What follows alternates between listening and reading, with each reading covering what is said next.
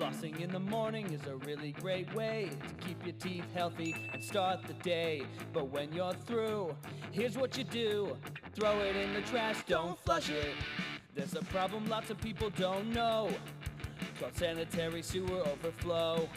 A condition buried deep in the ground, inside a pipe where bad clogs are found. It's a problem we can all help solve, so throw it in the trash, don't flush it. Baby wipes, bandages, cotton pads, paper towels, dental floss, clog up bad. Medicines, kitty litter, cotton swabs, hair. Throw them in the trash, don't flush it. It just takes a second to do the right thing, so toss it and let's keep our pipes clean. Throw it in the trash, don't flush it. If it's not toilet paper, don't flush it. Even if it says you can, don't flush it. If you're having any doubts, don't flush it. One more time, don't flush it.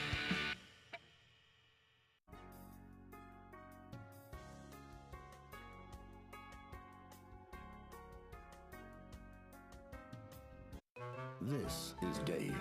Dave doesn't know his home's flood zone and was not able to heed flood warnings. Dave and his home are soaked. This is Noah. Noah is an informed citizen. He was warned in advance about potential flooding in his area. Noah took precautions. Noah is dry. Gotta save the animals too. Good job, Noah. When it comes to flood warnings, be like Noah, not like Dave. For more information, visit hcfl.gov.net. Be safe, be informed, know your flood zone.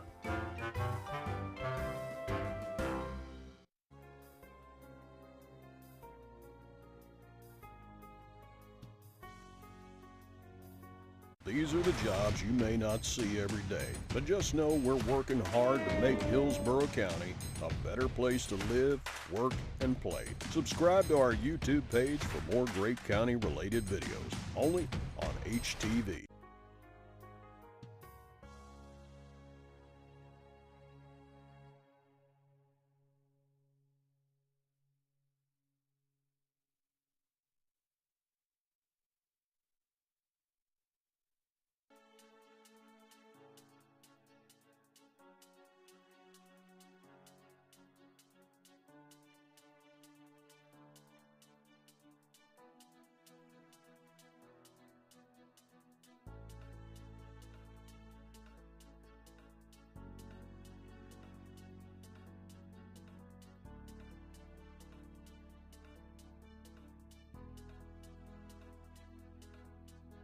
Let's all properly recycle.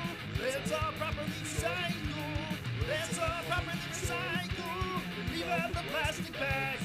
You may think plastic bags can be recycled curbside, but they can't. When you put recyclables in a plastic bag, it gets tangled in the sorting machine and ruins recycling. Let's all properly recycle. Let's all properly recycle. Let's all properly recycle. Let's all properly recycle. Leave out the plastic bags.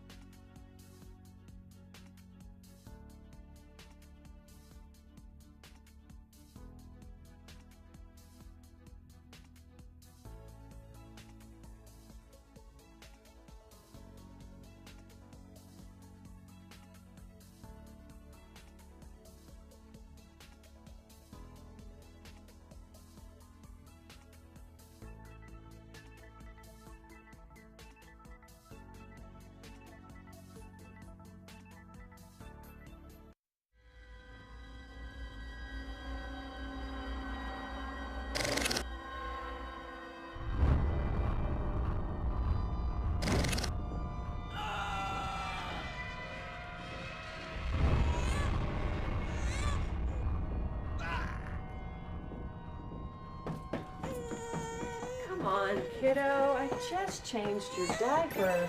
Throw them in the trash, don't flush it.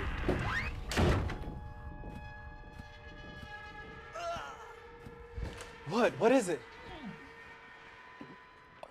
In my 25 years of plumbing, this is the worst stench I have ever smelled. How did this happen? You fed the monster these so-called flushable wipes. Monster? They call it the Clog. With 2 G's because it's extra gross. You see, packaging will have you believe they are safe for plumbing and flushable. But in fact, they are not. They combine with other sewage in the pipes and become the Clog. This is the monster you created. I didn't know. Next time, save yourself the headache and the repair bill and throw those flushable wipes in the trash. What? Oh my... Tammy, do you see how much this is gonna cost us? Don't feed the Clog monster. If it's not toilet paper, don't flush it.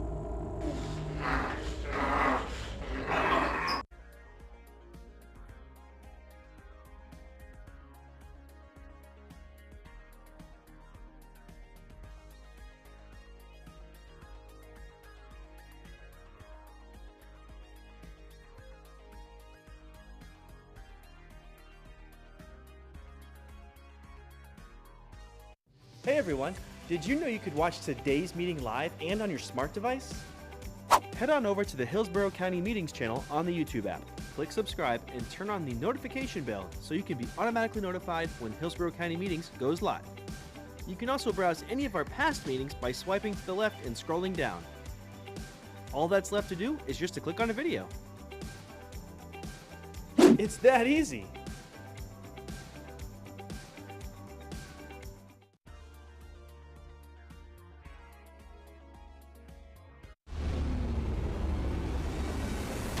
In a world he didn't create, one hero defends the county, eradicating diseased, blood-sucking terrors. One kick at a time.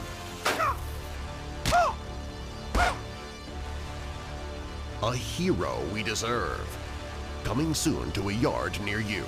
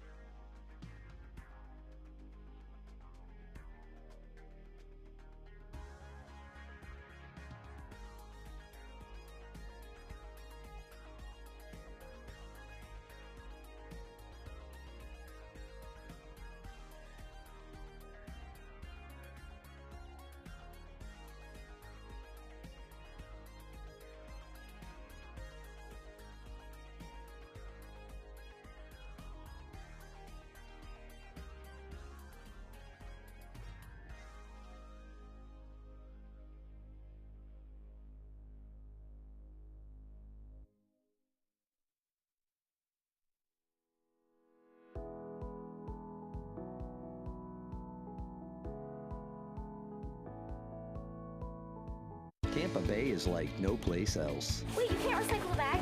You have to throw it away. Proper recycling keeps it that way for everyone. Bags tangle in machinery and can bring sorting efforts to a halt. No bags. Trash the bags and keep our recycling program moving forward. No, Mom, look, no plastic bags. Do your part to keep our recycling bag-free. Trash the tanglers or return them to participating retailers. For more information, visit tampabayrecycles.org.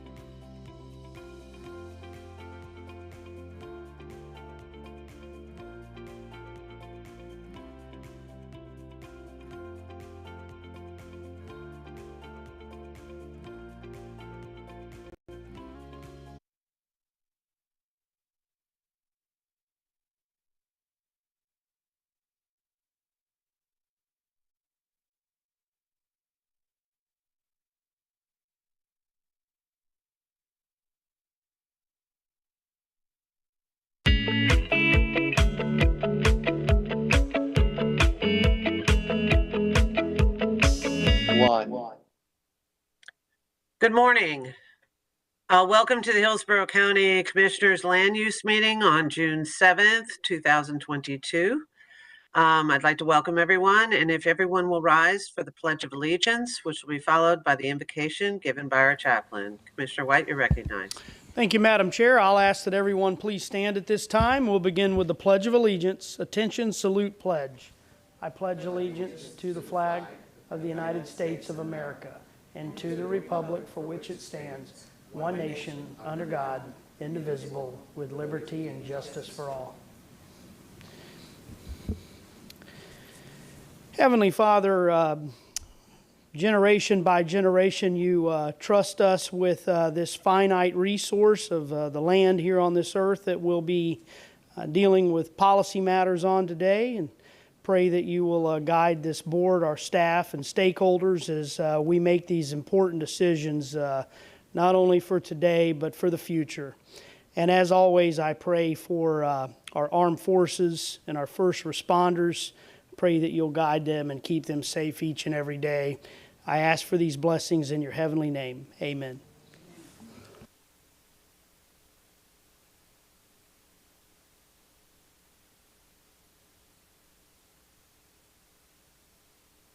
Thank you, Commissioner White. With that, I'll ask the clerk to do a roll call. Good morning, Commissioner. Overman? Here. Cohen? Here. Hagan? Here. Kemp? Here. Myers? Here. Smith? Here. White? Here. Thank you. You have a quorum. Excellent. Thank you very much. And with that, I'll recognize Mr. Grady. Good morning, Commissioners. Brian Grady, Hillsborough County Development Services. I'll go through the changes, corrections, and additions, and then withdrawals, continuances on the agenda. The changes to the agenda, the first one is on page 9, item B10. This is the application for the Triple Creek Boulevard extensions, sections 2, phase 1 and 2. Changes were made to correct a typo on the first page of the report regarding the amount of the warranty bond. The correct amount is $202,660. It inadvertently was referred to as $20,660. So again, a revised report correcting that typo has been submitted. The second change is on page 11 of the agenda, item C2, application V21-0014. This petition is out of order and is being continued to the July 26, 2022 Board of County Commissioners Land Use meeting at 9 a.m. The next change is on page 11 of the agenda, item E1, application, special use application LE 21-1224. This application has been withdrawn by the applicant. Next change is on page 13 of the agenda, item F1, application RZPD 21-0110. Some updated, revised applicant proposed conditions have been added and submitted into the backup. And then the final change is on page 14 of the agenda, item F2, application major mod, application 22-0169. The applicant is requesting a continuance of this application of the July 26, 2022 Board of County Commissioners Land Use meeting at 9 a.m. That's the changes to the published agenda. I will now go through the published withdrawals and continuances beginning on page 3 of the agenda. The first item is item A1, rezoning PD 18-0996. The applicant streetfront commercial properties. The staff is requesting this item be continued to the July 26, 2022 Board of County Commissioners Land Use meeting. Next item is item A2, PRS 22-0523. This application has been continued by the applicant as a matter of right to the July 26, 2022 Board of County Commissioners Land Use meeting. Item A3, PRS 22-0657. This application is out of order to be heard and has been continued to the July 26, 2022 Board of County Commissioners Land Use meeting. Item A4, PRS 22-0730. This application has been continued by the applicant as a matter of right to the July 26, 2022 Board of County Commissioners Land Use meeting. Item A5, PRS 22-0738. Staff is requesting this item be continued to the July 26, 2022 Board of County Commissioners Land Use meeting. Item A6, PRS 22-0739. Staff is requesting this item be continued to the July 26, 2022 Board of County Commissioners Land Use meeting. Item A7, PRS 22-0844. This application has been continued by the applicant as a matter of right to the July 26, 2022 Board of County Commissioners Land Use meeting. And item A8, vacation petition 21-0013. this application has been withdrawn by the applicant. That concludes all the changes to the agenda. Thank you very much, Mr. Grady. Do I have a motion to approve the changes? So moved. Second. I have a motion by Commissioner Cohen, a second by Commissioner Myers. Clerk, please take a roll call vote. Hilberman? Yes. Cullen? Yes. Hagan? Yes. Kemp? Yes. Myers? Yes. Smith? Yes. White? Yes. Thank you. Motion carried 7-0. Excellent. Thank you very much. And as we approach the consent agenda, may I have a motion to approve the consent agenda? So moved. Second. I have a motion by Commissioner Kemp, a second by Commissioner Cohen. Not seeing any other comments. Clerk, will you please take a roll call vote? Hilberman? Yes. Cullen? Yes. Hagan? Yes. Kemp? Yes. Myers? Yes. Smith? Yes. White? Yes. Thank you. Motion carried 7-0. Okay, excellent. Do we need to take consideration of the withdrawals from consent, which you don't seem to have any, but we had other withdrawals. So if we've approved those, if we can move on. Mr. Grady? The next item. The next item then, we'll go to the C portion of the agendas. Again, Swear. first item is. And so with that, we'll Madam move Chair, on to be able Madam- to do the oath. Yeah, there we go. We'll need to take an oath for those that are planning on testifying today. If you will, please raise your right hand and be sworn in by the clerk. Do you swear or affirm that the testimony you are about to give will be the truth, the whole truth, and nothing but the truth? Yes. All right. Thank you. I do. Excellent. Thank you very much. Mr. Grady? The first item on this morning's agenda then is the C items. First item is agenda item C1 is vacate petition V22-00018. Carrie Allen with the Real Estate Services will present this item. Good morning, Commissioners. For the record, Carrie Allen, Facilities Management and Real Estate Services. I'm going to go ahead and share my screen so we can see the map. All right. Item C1 today is vacate ID V22-0001. This is a petition by Alessandra Galostegui and Thomas and Petra Alexander to vacate a portion of a 15-foot wide unimproved platted public right-of-way within the plat of Keystone Park Colony. This is recorded in Plat Book 5, page 55 of the Public Records of Hillsborough County. The subject right-of-way runs through the middle of the property owned by Alessandra Galostegui and hinders the petitioner's ability to build on this lot. This petition is being filed in order to unify these two lots and allow for future development. The proposed vacate area is located at 16213 Dewdrop Lane within folio number 16011. This is generally lying southwest of Hutchinson Road and east of Dewdrop Lane in Greater Carrollwood, Northdale, and the vacate area consists of approximately 816 square feet. This petition was routed to appropriate departments and agencies, and there are no objections to the vacation of this portion of the right-of-way.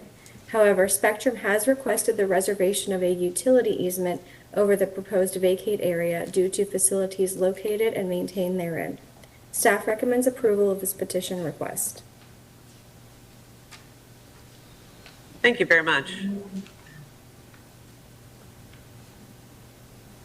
I'm looking to see if I have anyone that signed up to speak on this item. Not seeing any at the moment. Is there anyone at Saunders that wishes to speak to this item? The applicant's here if needed. Excellent.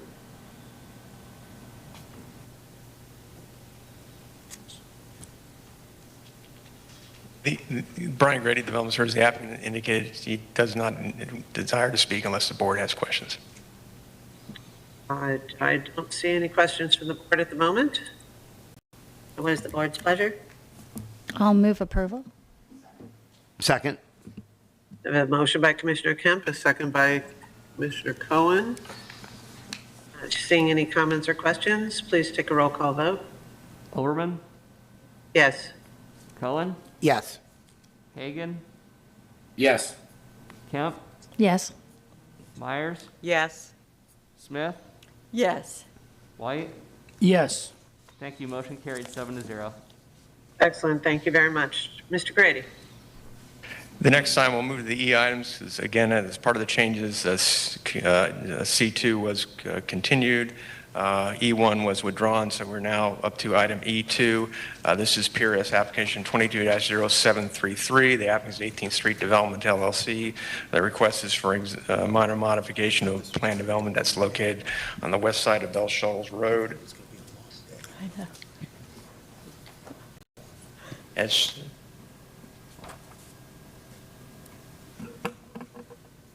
shown by the graphic, the parcel is on the north of Boyette Road. The parcel is north of Boyette Road on the west side of Bell Shoals Road.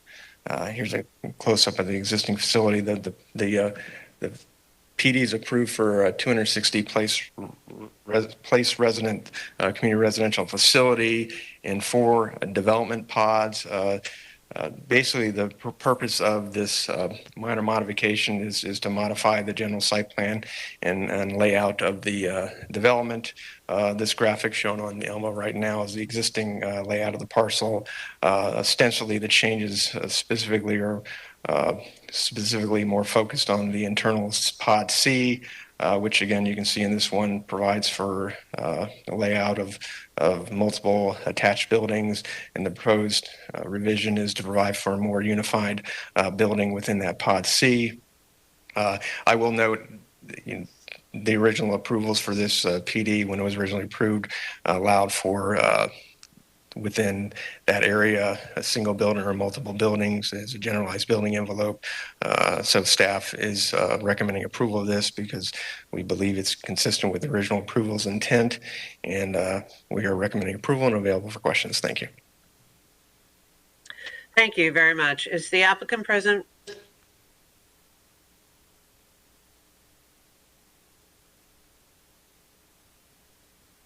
Good morning. You have 15 minutes. Good morning, Madam Chair. Good morning, Commissioner. My name is Hong Mai. For the record, 14031 North Delmary, Tampa 33618. I am here representing the applicant who also presented here also. The applicant in 18th Street Development is requesting the minor modification to the previous PD 18-0100 and then PRS 19-0626. The project site is the former St. Stephen Catholic Church, located at 5049 Belshaw Road in Valrico. The approved PRS 19-0626 was for the community residential home type C with a maximum 220 bed. The proposed minor modification is the same 260 bed. There are some change on the site plan. Basically, the applicant and the architect team did a good job. They moved the service parking lot in the front, the trash pickup to the back. That provides more setback in the front with the retention feature. Also recognize the environmental sensitive area on the northeast corner of the site. Like Brian said, we consolidate the Pod C development with the potential one building to create a large recreation area on the east side, consisting of a larger swimming pool, the cabana, gazebo with a warming kitchen, and barbecue area with the large open air plaza that's saving a lot of mature oak tree that looking over the wetland conservation area and also a big retention area. Along the south property, we create a much larger separation between the building to save several grand oak, while maintain the bigger open space to take away the institution looking. The building will be consisting with the architectural rendering as provided in your backup material, with the pitch roof, the roof overhang, Bahama shutter, railing, and siding. Belshaw has recently widening under your CPI program.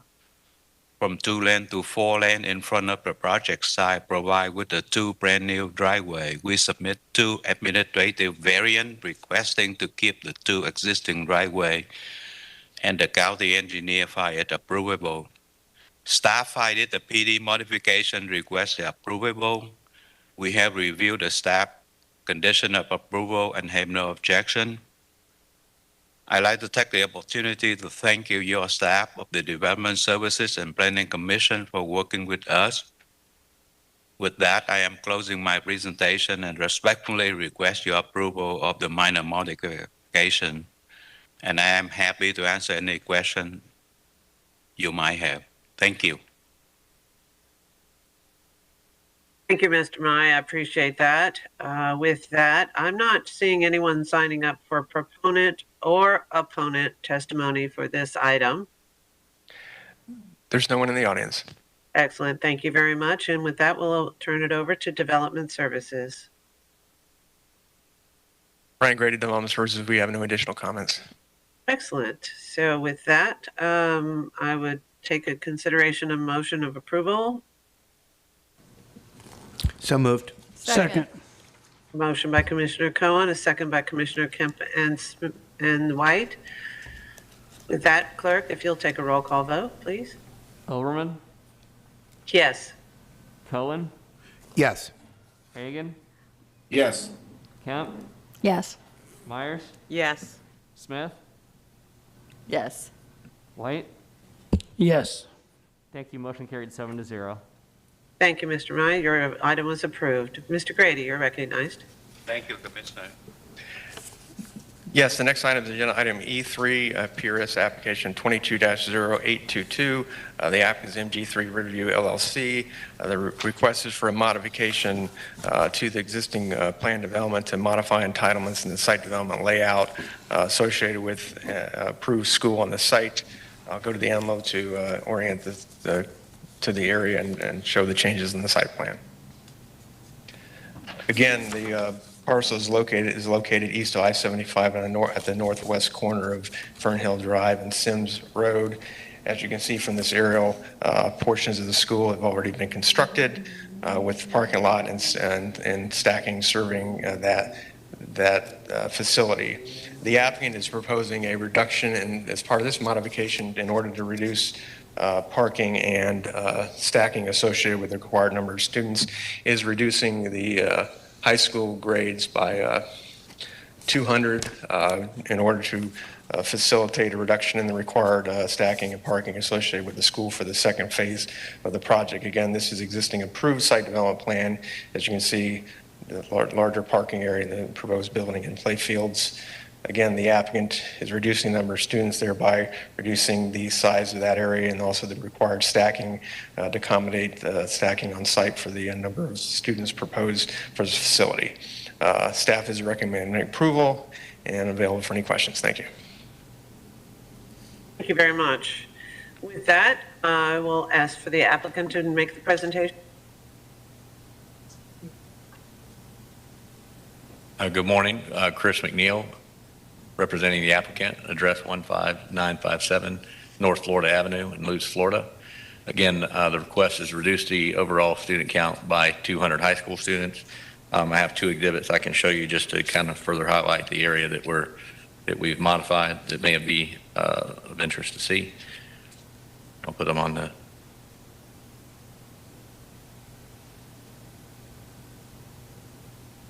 This is the approved area that we're looking to modify. The green area is identified as recreation, and the gray is the parking and queuing.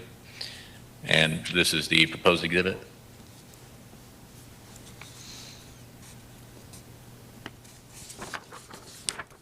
Here, basically, the same thing where the recreation area is just expanded somewhat and offsetting just to be able to use that parking area that has been removed to the north of the gray area.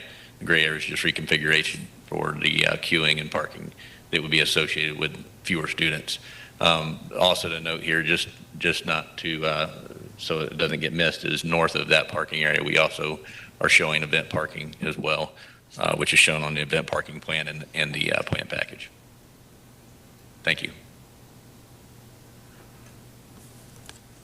Thank you very much. I do have, I believe, one person signed up to speak to this, but that may have been you. I don't see any position or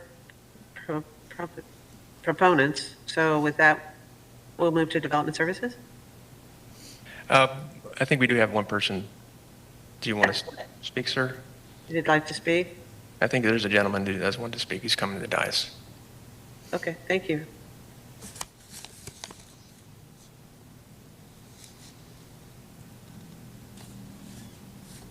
I am Robert Alderman.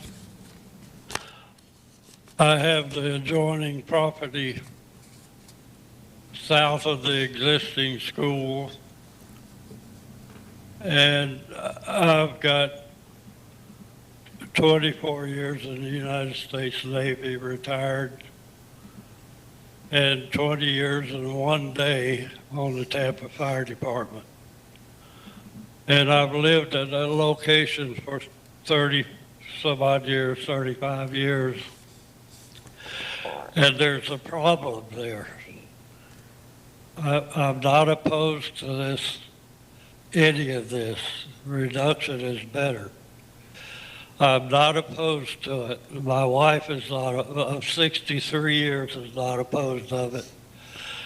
But every day, I go out to get the mail, there's a state trooper required there to let the traffic in and out. And I understand the growth problem. But the traffic in the morning, when the kids are in the car, they meander at the school through a maze to get out. And there's a trooper there in the morning when just the parents are in the car or the driver. In the evening, and I understand that they're let out at different hours and it's not quite as bad as it is in the morning when everybody's going to work and traffic's backed up from 41 to 301. I have no trouble getting out of my driveway. My driveway opposes the school exit driveway. But my problem is, my point is that you need to put a light there instead of a state trooper. The state trooper is not there in the afternoon. And all the ladies and all the men drivers are on cell phones telling their husbands or wives that they're on the way home. And there's a bottom there that the former administrator, the female administrator, kept a low profile on the bridge. The cars pop up. The westbound traffic cannot see the cars, and they pass in either direction and hit head on. There's been 5 deaths there since I've been living there, head-on collisions. And my concern is you need to carry this further, save the little kids. The little kids are in the car when the trooper's not directing traffic. I know there's a 20-mile-an-hour school zone. They don't observe it. If you don't believe what I'm telling you, come out there. I put the car parts leaning up against my fence so everybody can see them, the parts that the wreckers leave. I've seen enough death in my life. I need to live in peace, and this growth is just about to kill me. Thank you. Thank you, sir. Any questions? I'm willing to try. Excellent. Thank you very much for your service, and thank you very much for your comments. I'm going to recognize Commissioner White, who's got his hand raised. I'm not opposed to growth at all. Thank you, sir. Thank you, Madam Chair. This gentleman does not seem opposed to the matter at hand here, and I'll be making I'll be casting my vote based upon the record with respect to that. But Mr. Grady, I would like to see if you have an appropriate staff member in the room that can sit down with this gentleman and just gather his thoughts on the need for maybe signalization or issues with the speed limit through the area. Everything that he's mentioned, I'd like to see if a staff member can just capture those thoughts and see if we can keep him updated as to whether or not there are any existing plans or whether or not his feedback might cause us to perhaps rethink some plans in the area. Thank you, Commissioner White. I agree. Commissioner Kemp, you're recognized. Yes, I'd just like to thank the gentleman, and again, thank him for his service, but thank him for his service coming in this morning and reciting this to us. I think it's one of the most persuasively presented and compelling descriptions of what occurs, I think, frequently. Maybe not with so much, it sounds like fatalities and crashes as in that area, but I think frequently these situations demand a stoplight rather than any of the things that we're doing, rather than a trooper placed there all the time or just letting it just happen. So that is that particular place from that description, so well put and documented, sounds to me like it is desperately in need of attention. And I just want to assure, I know he's been assured now, but we will keep on top of that and look into that. We hear frequently that these require what are called warrants that are justified by the conditions on the road. This sounds like we already have almost our evidence of conditions that would justify a warrant and justify a light. And I think he's, often I think people believe that what they need is a widening, when what really is needed is a light that will keep things safer. So thank you so much for your service, both for all those years in the Tampa Fire Department and in the U.S. Navy, but also your service to the county and coming in and letting us hear about this dangerous condition, because I believe your testimony today will save lives in the future. Thank you, Commissioner Kemp. I too would like to ask staff to work with the school board as well as our transportation departments to take a look at this option and report back to the board any opportunities to improve the safety. Having 5 crashes in front of a school is not appropriate, in my opinion. Commissioner Smith, you're recognized. Yes, you were saying to work with the school board, and I noticed that this is a charter school. And like all charter schools, we get no comment from the school district or the school board. Is that correct? Just to confirm, Mr. Gormley? Generally, they provide their comments on projects that are going to cause residential level development. Yes, correct.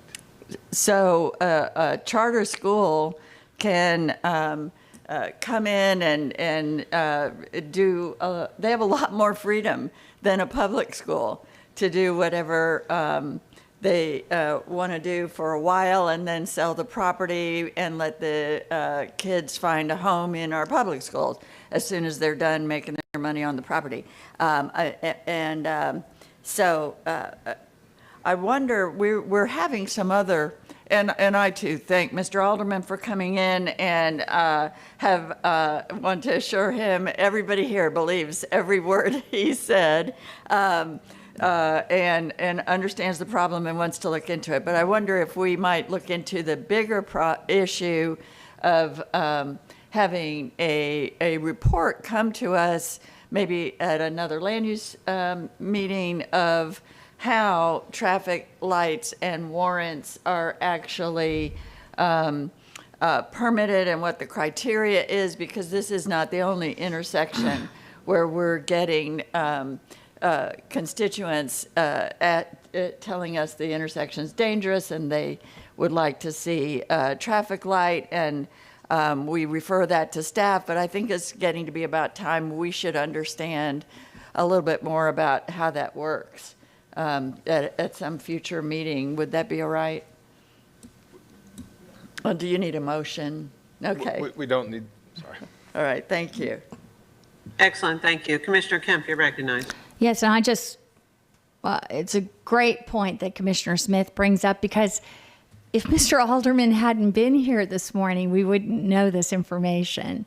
We have, this was an opportunity in our report maybe to look at this. I just don't know it seems like a problem here that we have, that we may not have the good information. We wouldn't have had this when it started, when the school was first opened. But I'm just even thinking about a few years later, looking into these. I don't know if this intersection here maybe is a hotspot on our Vision Zero list as well. It might be.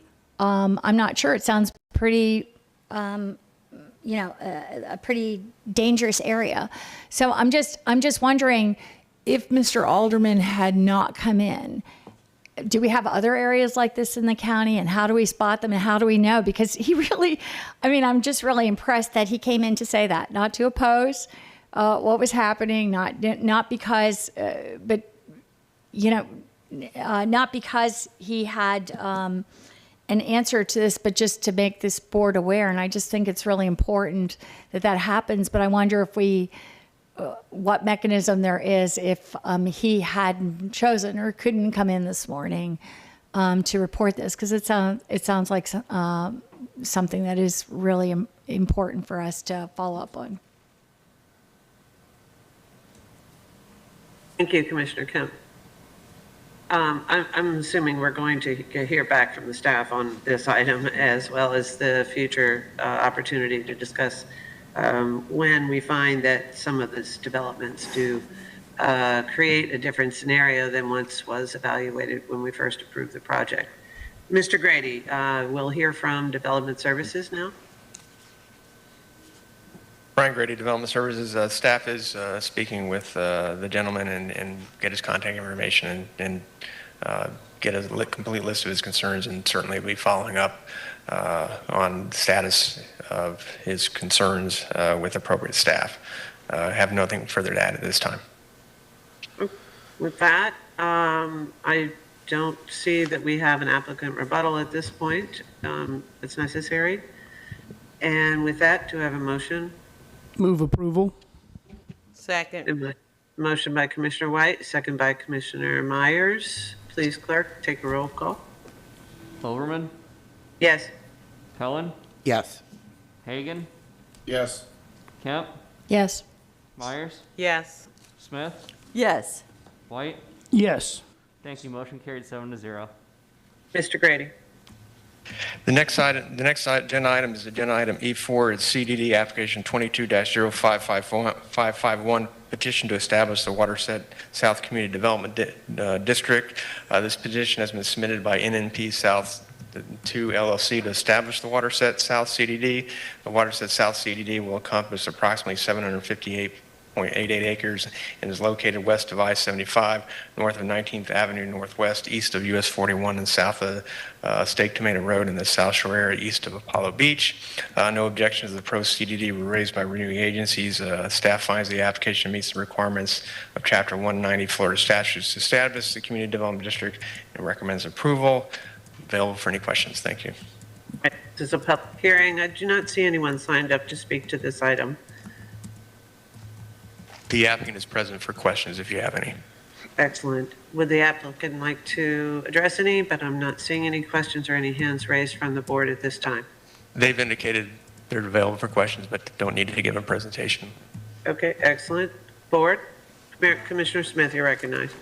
Thank you. And I have some qualms about this, and I'll ask the applicant to address this first, give them a chance to explain this to me or to the board. the way I understand this, this item, it will let the applicant save on future CDD application fees and streamline the process next time if they come back to expand the CDD further. But it is also, in some way, reducing the things that the county can consider in approving the expansion later. And so if we approve this now, we are, as a board, limiting the things we can consider in future applications to expand the CDD. It's my understanding that the county typically reviews and approves CDDs by ensuring that the amenities and the infrastructure can actually be funded by the CDDs, that's a practical, expectation that once we approve it, that they will be able to provide the amenities and infrastructure that they're promising.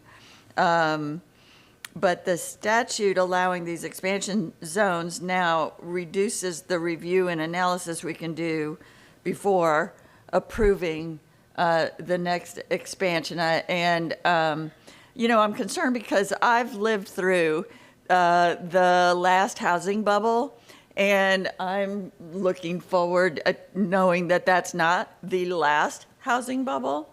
And when that happened around in the 2008, there were several large developments around South County that had a few. It was like musical chairs. The first few people who had gotten in were left holding the bag while nobody else was moving in because the bubble burst. And now they're there having to carry the full cost of the promised streets and lights and swimming pool and common area and parks, and all of that really deteriorated around them in these big ghost town subdivisions.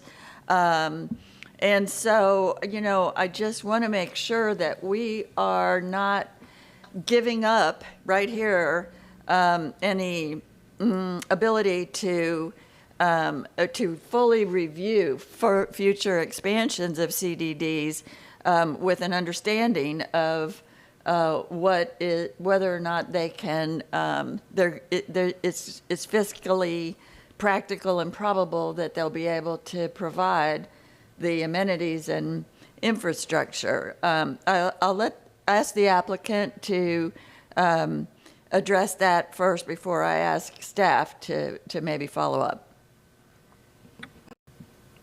Yes, good morning, Commissioner. My name is Alyssa Wilson. I'm with the law firm QTAC Ropp, representing the petitioner. And to address your question, yes, this is a relatively recent statutory change that allows this streamlined process for identifying expansion areas that are sufficiently contiguous lands, which the petitioner anticipates adding to the boundaries of the district within 10 years after the CDD establishment. It then lays out a particular process in the statutes for identifying those areas and the exhibits that are necessary to be provided to the county to evaluate the expansion area. It does nothing to change the development approvals required for the density or development within those areas. That will all still come back to you as a county to review and approve at a later date when the petitioner as landowner will submit that information. Okay, thank you. I'm not hearing anything that eases my mind about whether we are limiting ourselves more than we need to limit for future consideration. Mr. Gormley? So Commissioner, I believe that this conversation revolves around the expansion area, this is the first CDD that has a future expansion area identified that this board has seen. This is something so when we look at CDDs now, one of the things we do is we do a review of the cost to develop the project and the proposed financing plan for the CDD. So what percentage of the infrastructure costs would be funded by the CDD. We do that to provide the board information and to support the criteria of whether a CDD is the best avenue to finance the proposed infrastructure. With the expansion area, our ability to do that or to require that level of information is perhaps unclear at this time. The statute the Chapter 190 has changed to allow that an applicant can identify a future expansion area that they expect to develop within the next 10 years. We did ask the applicant for the information on the expansion area in terms of what the infrastructure plan is, what the financing plan. They did not have that information yet. They indicated that this was still early on in their planning, and we're not able to commit to that at that point. I will say that the expansion area is not actually in the CDD. It's not an area that would be subject to the CDD, but the statute does provide for a streamlined process of including that area in the CDD in the future.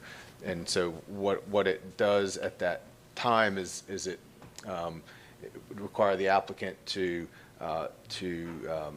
describe the development proposed for that area and submit a petition to include it as an expansion to the CDD.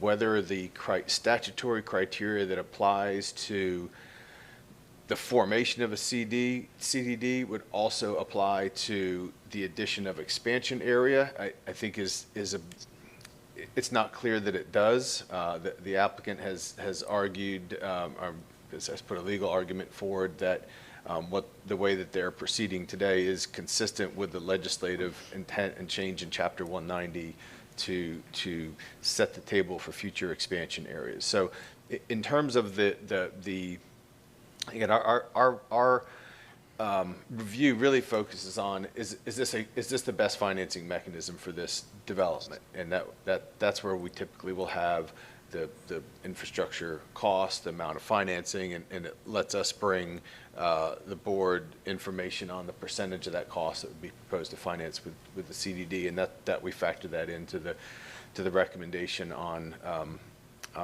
whether it meets the statutory criteria. So that's a long way around to say, it appears that the intent was to allow those the legislative intent was to allow those expansion areas to be included with a perhaps a different standard of review than is required for the formation of a CDD. And we did vet that with the applicant, and they provided a legal memorandum that did support that's what the statutory change was intended to bring about. Thank you. And yet they are not, of course, providing the full financial information that they would if they didn't have this, expansion area given to them up front now, and they want to expand it into this and include it into the CDD anytime in the next 10 years. And yet, so we don't have that information now, and we'll have less information then than we would if we didn't do this expansion business, is what I'm hearing. And given that I think the market looks a little risky, and as I say, I've seen how that's played out in crashes before. I don't want to give up any of our ability to review a CDD at the time, or review things at the time of an expansion, to make sure that our constituents that are left there are not going to be holding the bag in any way, or that we won't have to come in and provide infrastructure. I guess we don't do that. No, they're just private. But nevertheless, I'm not going to support this. I'll hear from the rest of the board to figure out whether I'll make a motion to deny or if I'll just be voting against the majority who wants to. Commissioner, if I may. Yeah. Just one note, and I would like to point out that the county, I know that this is the first one that you all have considered with this new expansion parcel language, but I think it would be likely that as you guys review this process moving forward, interpret potentially the description of the development to also require description of funding of that development as well, if you would like to see those items at the expansion parcel submission. That I would leave to you to discuss with your county staff and county attorney, but I think that would be a reasonable interpretation under the new statutory language that may satisfy your concerns. And thank you, but we don't have that today on this. If they were to bring this back, Mr. Gormley, is there a waiting period? I mean, would it be better to continue to let them provide that, or? I was just going to suggest that, because I think what was just put on the record is additional consideration and additional perspective from the applicant team than what we've had. So I would. I'll move to continue it. Second. I'll second. No. Oh, excuse me. No, you're done. I'll move to continue it to a date that, which would be? July 26th at 9 a.m. July 26th at 9 a.m. Excellent. So we have a motion by Commissioner Smith, a second by Commissioner Kemp and Cohen.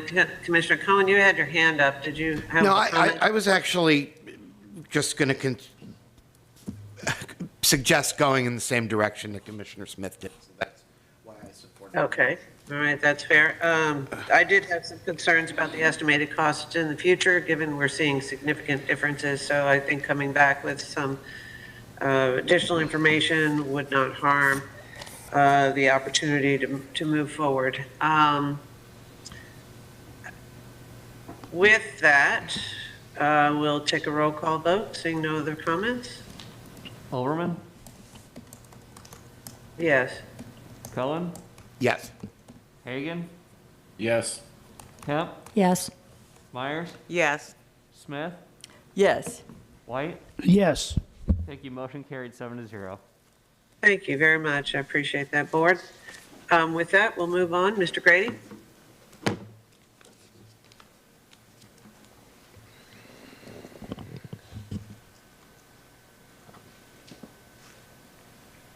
Mr. Grady? Commissioners, I'll introduce the next item. The next item is E5.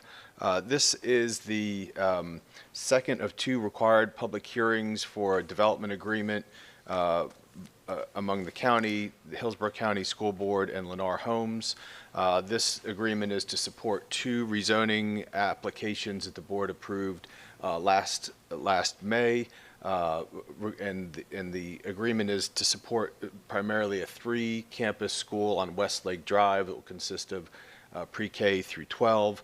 The agreement is a cost-sharing agreement between Lennar and the school district for improvements to support the school site directly.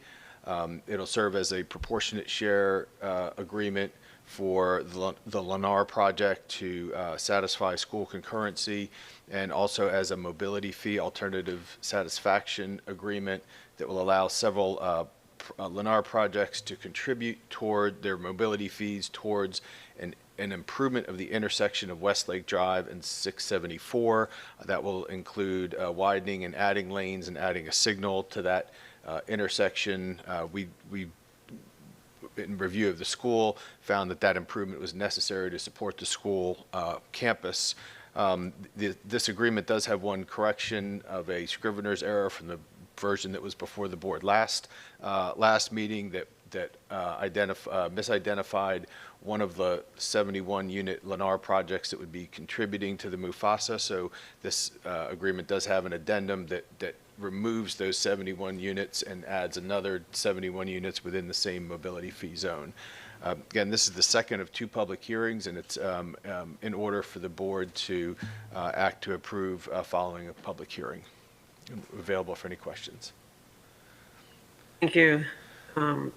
Thank you very much. This is a public hearing, and I don't have anyone signed up to speak to this item.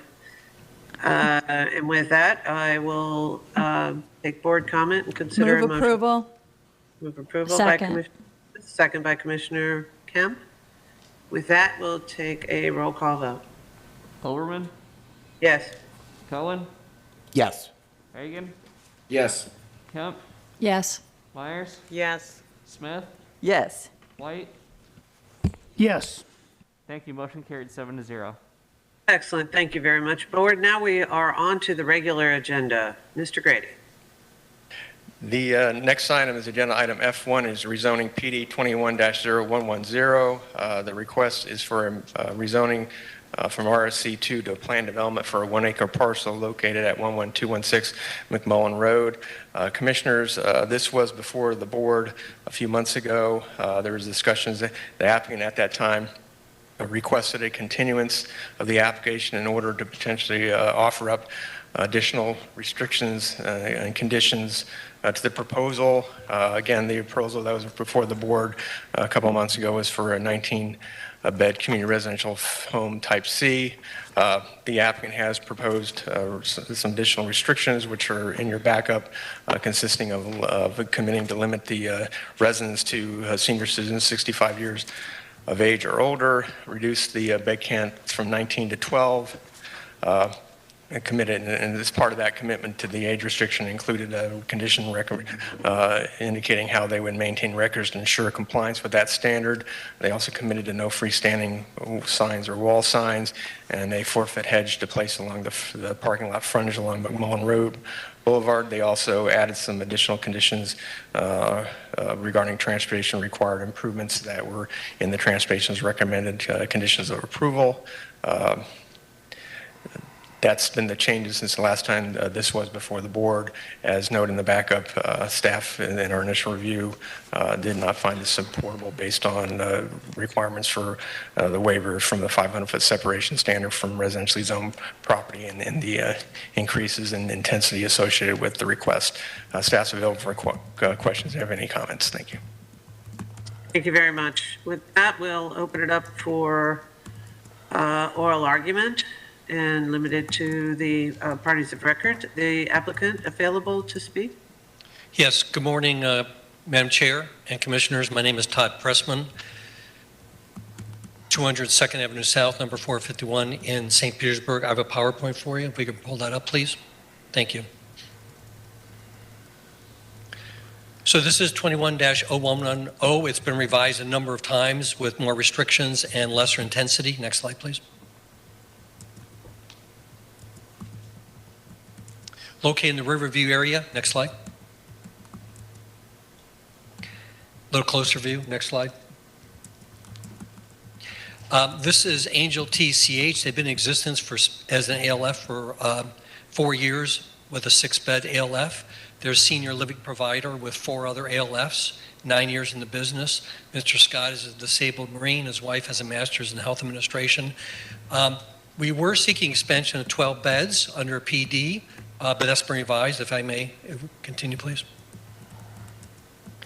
This is a close-up of the site from the aerial. Next slide, please. So revised issue is 1 acre. It's RSC2 to PD. I misspoke a minute ago. We originally were in for 19 beds for a type C. We've reduced it now to a 12-bed proposed type B ALF. Next slide, please. So that's also a reduction of square footage that we made as well. Next slide, please. So we did ask conditions. Some of these were raised by the Board of County Commissioners last time we were here. Residents only 65 years or older. There'll be no signage, no freestanding signs or wall signs. We'll install a hedge along the front parking lot. We will maintain the residential character of the structure and provide a sidewalk. Next slide, please. Planning Commission notes that housing opportunities for all income groups should be maintained and that the applicant is proposing a non-residential use with residential architecture and character which would support the visions of the Riverview and South Shore community plans. Next slide. Zoning map, RSC2. Next slide, please. Future land use category, Planning Commission notes typical allowable uses in this category include residential, suburban scale, neighborhood, commercial, office uses, multi-purpose projects. Next slide, please. This is the existing site. Next slide, please. The expansion will carry through the colors, the architecture, design features that are existing on both the sides and the rear of the home. Next slide, please. So that home is now has been operating with a 6-bed ALF. Next slide, please. Oh, I'm sorry. If we could go back one, please.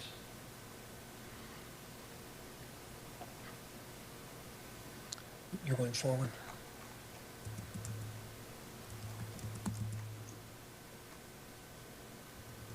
Yeah, right there. Thank you. Thank you very much.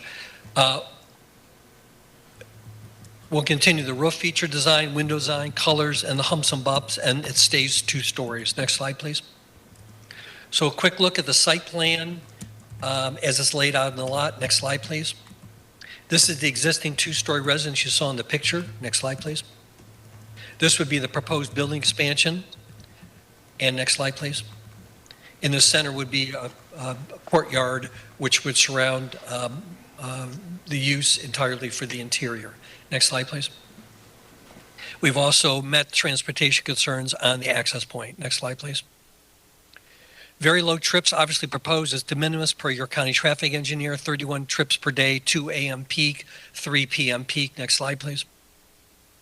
Policy 1.4.3, sites for group homes, foster care facilities will be approved in areas with residential character to meet the needs of the population require such housing. The push over the many years has not to place our mothers and fathers and grandparents in sterile corporate facilities, but in the community, to be a part of the community, which is exactly what this site has been doing successfully and will be doing if approved. Next slide, please.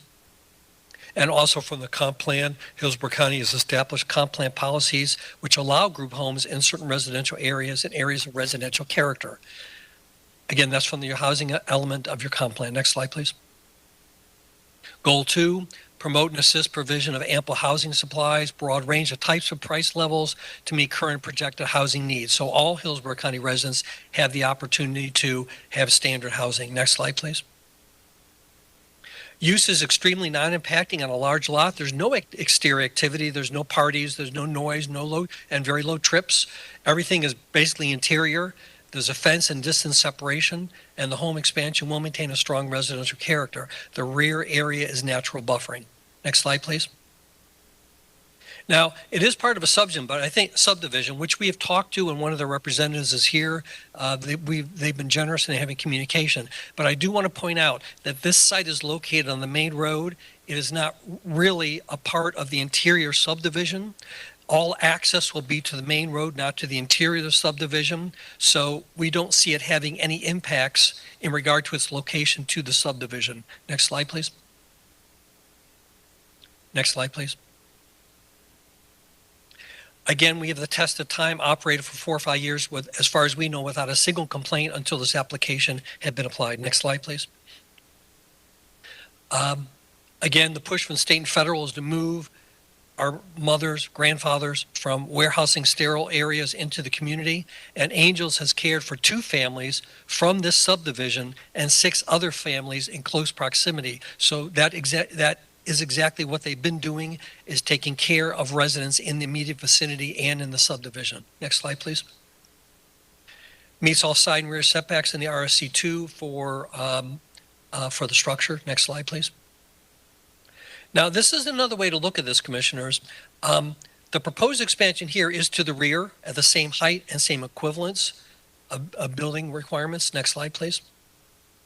But the maximum capacity or density, theory-wise, under the RSC2 per units per acre is 2 homes could go here per code in terms of the density and the size of the lot. That's not what's proposed, but that's another way to look at in terms of a parameter of what we're asking for.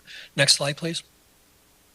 Zoning staff had concerns about appropriateness and intensity, separation of the use, I believe with the restrictions, and with the plan proposed, we now have addressed those. Next slide, please. Planning Commission, states compatibility does not mean the same as, but maintain the same character of existing development, including intensity of height, scale, mass, and bulk, which we are doing. Again, per the South Shore Community Plan, it does support the visions of the Riverview and South Shore Community Plans, and per Policy 17.1, residential support uses must be compatible with surrounding land uses, which, because of our change, reduction of plan, and restrictions, we believe we meet. Next slide, please. So in summary, the Sefner Mango Community Plan supports it.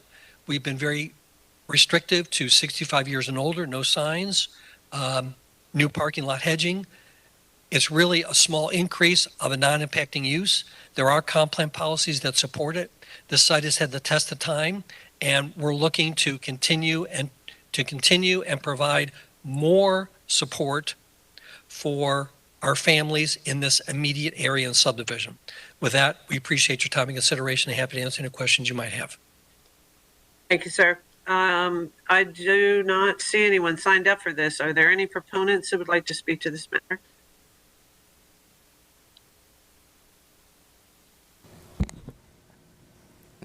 Is there anyone in person? I believe there was There's a gentleman wishing to speak. someone. Excellent. Thank you. You recognize you have 10 minutes, sir. Thank you. Good morning. My name is Scott Fitzpatrick. I'm at 811B Cypress Village Boulevard, Ruskin, Florida, 33573. I am an attorney with the Owens Law Group, and I have the honor of representing the Shadowrun Homeowners Association, Inc. here today.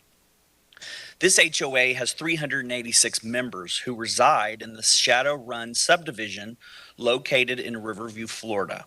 Over 200 of my client's members have notified my client of their opposition to this application. As a result, the HOA has retained my services to represent it at hearings before the zoning hearing master and you. During Mr. Pressman's presentation, he focused on the size of the applicant's lot, which is 1 acre, and argued the applicant should be permitted to expand its commercial operation from 6 beds to 12 beds. However, Mr. Pressman did not focus on the fact that the application is part of a deed-restricted community where every lot in the community is approximately 1 acre. If the application is approved by this board, precedents would be set for other lot owners in the private community to follow in reliance upon this file. In other words, the exception sought by the applicant would be set precedent for 385 other properties in the subdivision with similar size lots. We have laws, standards, and zoning regulations for many important reasons. Because of these rules and their uniform application, citizens from around the world feel comfortable purchasing homes in Hillsborough County subdivisions. Such purchasers expect our rules will be uniformly honored and followed. Understandably, sometimes minor exceptions may be warranted from time to time.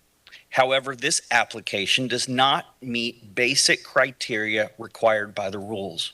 For these reasons, my clients find the applicant's request to be unacceptable and ask that you do the same. During the prior Board of County Commission meeting, some of you mentioned the county has a density problem and you would like to see solutions to this problem. Generally speaking, I agree. However, granting the exception sought by the applicant is not the solution. The exception sought by the applicant will contribute and increase the problem by allowing more traffic into an already congested residential area in South Hillsborough County. The application, if granted, would pave the way for resident staff and support vehicles for 20 to 30 people at a single-family home in a residential neighborhood. Please be reminded, this application was first submitted in early 2021. Because of consistent rejections and the failure to meet county criteria, the applicant repeatedly modified the application in the hope it would eventually be granted. Even after the amendments, the county and land use hearing officer have consistently recommended denial of this application for the many reasons set forth within their reports and findings. This house was purchased as a RSC2, and surrounding neighbors purchased their homes considering this is RSC2, not a commercial facility with staff, 12 residents, a parking lot, and service vehicles. Applicant is seeking to expand the current residence to include a commercial-sized courtyard in the backyard. Per the Land Development Code's density guidelines for a community residential home, 5 beds are equivalent to 1 dwelling unit. The applicant is seeking your approval of up to 12 beds. This is double the number of beds permitted by the guidelines. In the county's report, It stated the waiver provision is in place to avoid proximities to single-family uses to minimize impacts in the character of a residential area. This straight line distance may be justified by a feature that would provide a natural barrier and restrict any impacts or interaction between a CRH Type B and a single-family home. For example, a vegetated wetland, intervening use, church, office, or major roadway. For this application, no such feature is present, and the waiver request distances are considerable at 472.5 feet to the north, 462 feet to the south, and 351.7 feet to the east. Quoting the land use hearing officer, this zoning request is not in compliance with and does not further the intent of the goals, objectives, and policies of the future of Hillsborough County Comprehensive Plan for unincorporated Hillsborough County. The county staff is correct. The land use hearing officer is correct. On behalf of the Shadowrun Homeowners Association Incorporated, we respectfully request that you deny the application and assist my client in preserving the Shadowrun neighborhood. Thank you very much. Okay, are there any other opponents or proponents that wish to speak to this item? Hearing none, we'll move to the Planning Commission staff. Thank you, Melissa Leinhardt, Planning Commission staff. The subject property is located within the Residential 4 future land use category. The site is located in the urban service area and also located within the limits of the Riverview Community Plan and the South Shore Area-Wide Systems Plan. At the regularly scheduled land use public meeting on July 20th, 2021, the Hillsborough Board of County Commissioners granted the applicant's request to remand the item back to the zoning hearing master. The remand did not identify any comprehensive plan concerns or issues and has not resulted in a change to Planning Commission staff's recommendation. The development pattern along McMullen Road consists predominantly of single-family residential dwellings, a mobile home park, and a plant nursery on the eastern side of McMullen Road. Per future land use element policy 20.5, the development of congregate living facilities will be allowed within each of the land use categories that permit residential development. The proposed community residential home is allowable in the residential 4 future land use category. With a 0.99 acre site, the development could be considered for up to 19 beds, and the request for 12 beds is below the maximum density that can be permitted. Per future land use element policy 9.2, developments must meet or exceed the requirements of all land development regulations as established and adopted by Hillsborough County. The application does not meet the Land Development Code requirement of a distance of 500 feet from any area of a non-agricultural single-family zoning district for the intensity of this community residential home. In addition, policy 1.4 of the future land use element states that compatibility does not mean the same as, but rather maintaining the character of existing development, including the intensity elements of height, scale, mass, and bulk. Meeting the Land Development Code requirement ensures compatibility between the proposed community residential home and the surrounding single-family residential dwellings. This application is not consistent with policy 9.2 as the applicant does not meet the Land Development Code and is not supported by Development Services staff. The site is also located within the limits of the Riverview Community Plan and the South Shore Area-Wide Systems Plan. The site is located in the residential district of the Riverview area, which has been developed as primarily residential and encourages attractive residential development that complements the surrounding character and promotes housing diversity in the area. Per the South Shore Area-Wide Systems Plan, housing opportunities for all income groups should be maintained. The applicant is presenting a residential support use with residential architecture and character, which would support the visions of those plans. However, given the fact that the request does not meet the LDC requirements per future land use element policy 9.2, the proposed plan development is inconsistent with the comprehensive plan.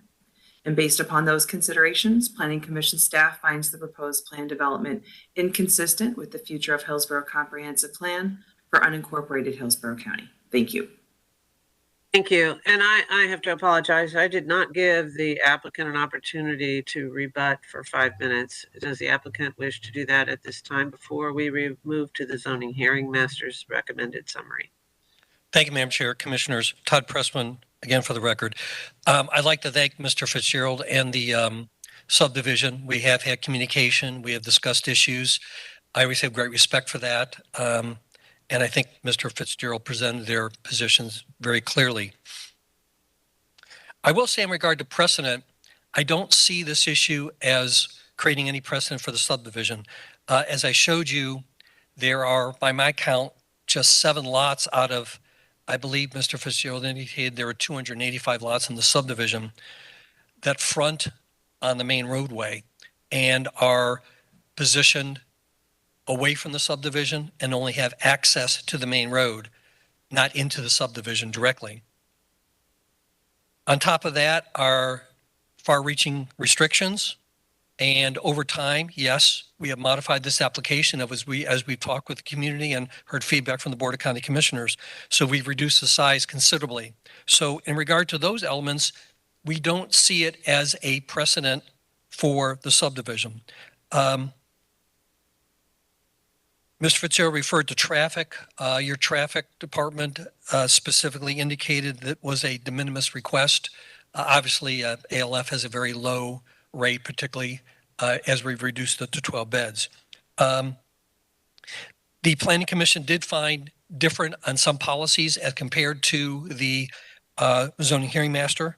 And there are comp plan policies under the housing chapter, which the Planning Commission did not include in their report, that clearly do support this use, let alone the policy of where we are keeping our senior members. I can tell you that Mr. Scott has told me that they've had other persons from the subdivision and the immediate vicinity come to check out the home. It's very well liked in the area in terms of taking care of our seniors, but he's not been able to accommodate them. And that's one of the reasons why we're seeking forward to bring this request before you. So with that, we appreciate your consideration and your time this morning. Happy to answer any questions you might have. Thank you very much. We'll have the zoning hearing master's recommended summary, please. Thank you.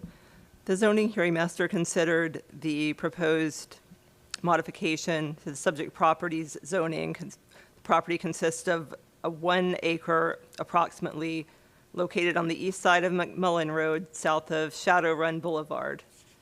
The property is zoned RSC2 and currently developed with a 3,421 square foot, 2-story single-family home currently being operated as a 6-bed type A community residential home. The property is located within the Riverview community in a subdivision developed with low-density residential uses. Adjacent properties to the north, south, and east of the subject property are zoned RSC2 and developed with single-family homes. Properties west of the subject property are zoned AR, AS1, and ASC1 and are developed with single-family residential homes and a mobile home park. The applicant proposes an expansion of the existing single-family home for use as a Type B community residential home with a maximum of 12 placed residents. The zoning hearing master stated that the Land Development Code at section 6.11.28 provides that community residential home facilities housing 6 or fewer residents are deemed a single-family unit and non-commercial residential use. If expanded to accommodate 12 placed residents, the subject property would not be deemed a single-family unit and non-commercial residential use under the LDC section 6.11.28. The applicant's request is to modify the subject property to plan development to allow expansion of the 3,421 square foot home by approximately 5,668 square feet to result in a 9,089 square foot, 2-story Type B community residential home with 12 resident beds.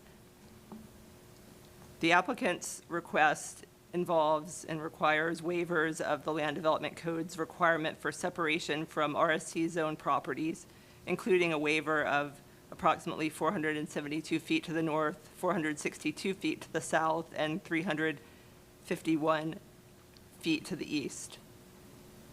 The land use hearing officer found that the requested waivers from these RSC zoned properties are for significant distances, and there are no intervening uses or natural barriers such as roadways or environmental features between the subject property and the adjacent single-family residential uses to the north, east, and south. The land use hearing officer noted that county staff found the proposed rezoning is not compatible with adjacent residential uses. And as you've heard, Planning Commission staff also found the proposed rezoning does not meet all land development code regulations as required by Comprehensive Plan Future Land Use Element Policy 9.2. And therefore, Planning Commission staff concluded that the request is not consistent with the comprehensive plan. The land use hearing officer concluded that the request to rezone the subject property to allow a 5,668 square foot expansion to the existing 3,421 square foot single-family home for use as a type B community residential home with a maximum of 12 beds is not compliant with the Land Development Code separation requirements from RSC zone properties and is not compatible with the adjacent residential uses. The land use hearing officer therefore recommended denial of the request. Thank you. With that, we'll open it up for board discussion. I see Commissioner White has his hand raised. Commissioner White, you're recognized. Thank you, Madam Chair. We have recommendations of denial here. I think Mr. Fitzpatrick has done a great job of stating his case on behalf of his client, the Shadowrun Homeowners Association. So with all that being said, I'll move for denial. We have a motion. Do I have a second? Second.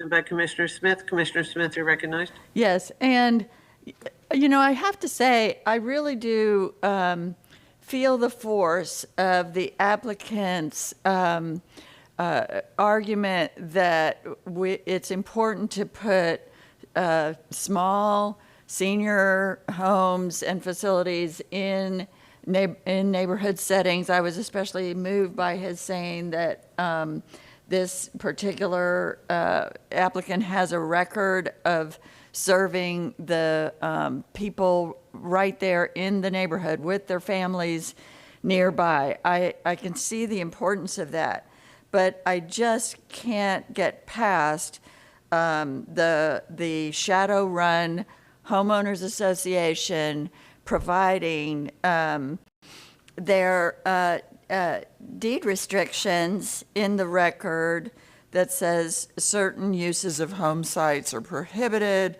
No building at any time situated on any home site shall be used for any business, commercial, amusement, hospital, sanitarium, school, clubhouse, religious, charitable, all those purposes, a whole list of purposes. And also, no building situated on any home site shall be rented or leased separately from the rental or lease of the entire property, and no part of any such building shall be used for the purpose of renting rooms therein or as a boarding house, hotel, motel, tourist, or motor court, or other transient accommodations. And, you know, I don't even know how we could approve something when the development itself has deed restrictions that spell out the prohibition of it, although I don't see that in our staff reports. Mr. Gormley? Yes, so those deed restrictions you read are private deed restrictions, and those are things that the county does not have a role in enforcing. So they would be on top of any regulatory control that the county would have. So we consistently don't delve into the private deed restrictions for issues like that, or really any others, as they're not something that the county is a party to, nor do we have enforcement ability on So those. so if we were to approve it, then the homeowners association would have to go to court and sue to have their deed restrictions enforced. And you know, that's not something I want to have.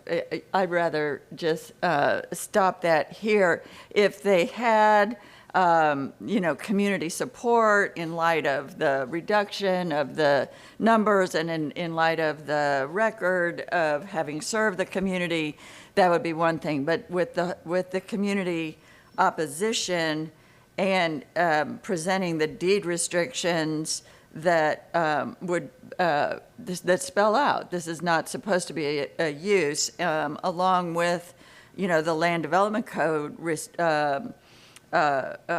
violation that this would be, or that this would be contrary to. I just don't see any way around it, and so that's why I feel like our only choice is to deny it. Thank you. Commissioner Cohen, you're recognized. So I find myself also very conflicted about this, but I think I come down on the other side of it, and I want to make a few comments to that. First of all, to the issue of precedent, I see what really distinguishes this property from the rest of the subdivision is that it's on the main road. And when it's pointed to that there's a nursery and a mobile home park on that road, that actually persuades me in the other direction, that this is an appropriate use for this type of parcel that's on the outlying area of the subdivision. So I think that for the concern that this is going to sort of open up everything inside the subdivision to commercial uses, I think that you have plenty to distinguish this from what is inside.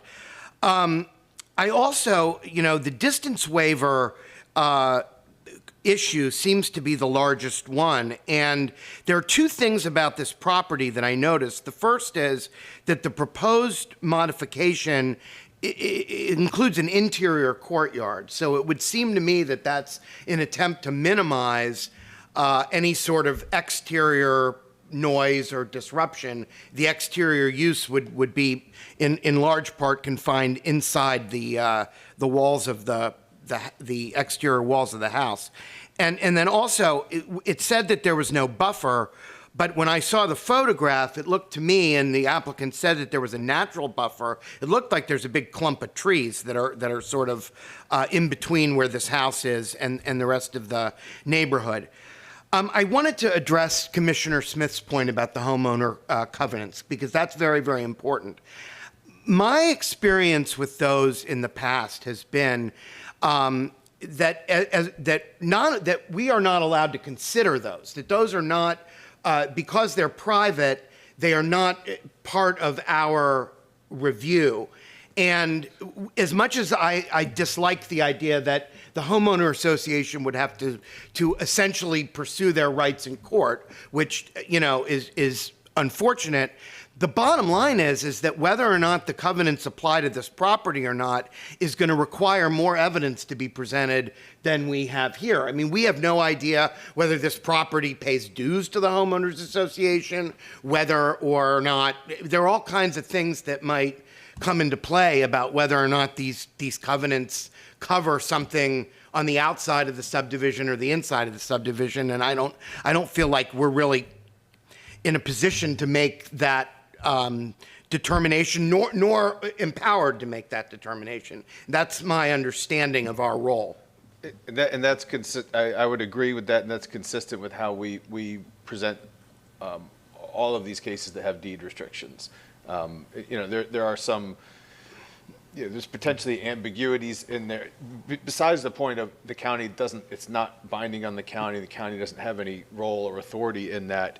Arguably the use that's going on there today, could be something that could be question raised under the covenants, but we're just not on that side of the curtain to be able to opine and have a role in that. And I guess my last comment about this is that we just all recognize that there is a need for these kinds of facilities, and that it probably is better for them to be relatively close to other residential uses. And I think that the reduced size makes this, a really acceptable compromise between what was proposed originally and what we're looking at now. Thank you. Thank you, Commissioner Cohen. Commissioner Smith, you're recognized. Yes, and just to clarify, my support of the motion that is also supported by the Planning Commission and the Development Services, pointing out that this is contrary to the Land Development Code, is not based on, and I appreciate Commissioner Cohen for clarifying what our role is, and that's a really good discussion about exactly what we can and can't consider here. But I do feel like it's important to try to cite a small home such as this within a neighborhood. But you also, my sense is, you have to consider the neighborhood character, and is this consistent with the neighborhood character? And all our planners and code comes down saying no, and the community says no as well. And as they say no, they point out these deed restrictions, which are pretty clear, but without actually, wading into the legal case of what they would have to prove in court beyond us. That's not where I'm at. I'm just at, they do have some actual written documentation that backs up what the attorney is claiming for the homeowners here. And so I would say, although I'm on the bubble and I feel the other side, in this case, if you had community support saying, yes, a couple of our neighbors have their grandmothers in there and we want it to continue even though the Land Development Code prohibits it, that would be one thing. But when you still have neighborhood opposition, even though it's been reduced in its use, I'm just going to have to support the county staff, the Planning Commission, and the neighbors in this case. Thank you. Commissioner Kemp, you're recognized. Thank you. This is a hard one. I feel very unsettled about it, and I really appreciate the points made by both Commissioner Smith, but especially Commissioner Cohen. I think it's really good points to bring up. It being on the main road, and it's just been such a push to have things within communities. That's about trip capture. That's about building communities with services that are nearby and close. And I feel very committed to that. And this isn't. This is a neighborhood, in my mind, type of service, which we'll need, I think, in the future. Obviously, from our demographics, more and more and more. Probably. Every place will. So I just, I mean, I wish we, I'd really like to not have this just, that they have it be about the community opposition. And I'm wondering if there is some community support. I understand what Commissioner Smith is saying. It's really a, it's an unsettling vote to face. Commissioner Cohen, your hand is still raised. I had some comments, but I wanted to make sure I recognized you. Okay, excellent. I'm done. Thank you. Thank you. I have traveled with this as well. One, we've had almost 3 years of conversation about how we look at how communities grow and address our needs to grow, the need to incorporate what was a legacy of houses only and keep all the residential community benefit services out. We've had in other communities like WBR2 and RB2 conversations about community benefits, about how there is an advantage to doing so. And we're addressing our housing element that may, in fact, if it were applied in this circumstance, be less of a challenge for the Planning Commission. And so I did want to ask the Planning Commission for at least a comment, if nothing else. Based on the most recent housing elements that we are in the process of approving for the unincorporated Hillsborough County areas, in your mind, from what you have been working on so hard, and given that this is on the sort of exterior portion of this suburban neighborhood, would this, under a different set of rules, be in line with what we're trying to accomplish as far as our community's growth? Because it does appear to do exactly that. And that, at least to me, and it apparently to a few other commissioners. So I'd love to get your impression with, how it would fit with our potential comprehensive plan amendments that we're actually in the process of approving. And then, and if so, would that change the land code for these particular areas, or comp plan codes for these particular areas? Thank you, Commissioner Overman. For the record, Melissa Leinhardt, Planning Commission staff. That is a really great question, and one that I can certainly bring up with the planners from the Planning Commission who are working on the update of the housing section.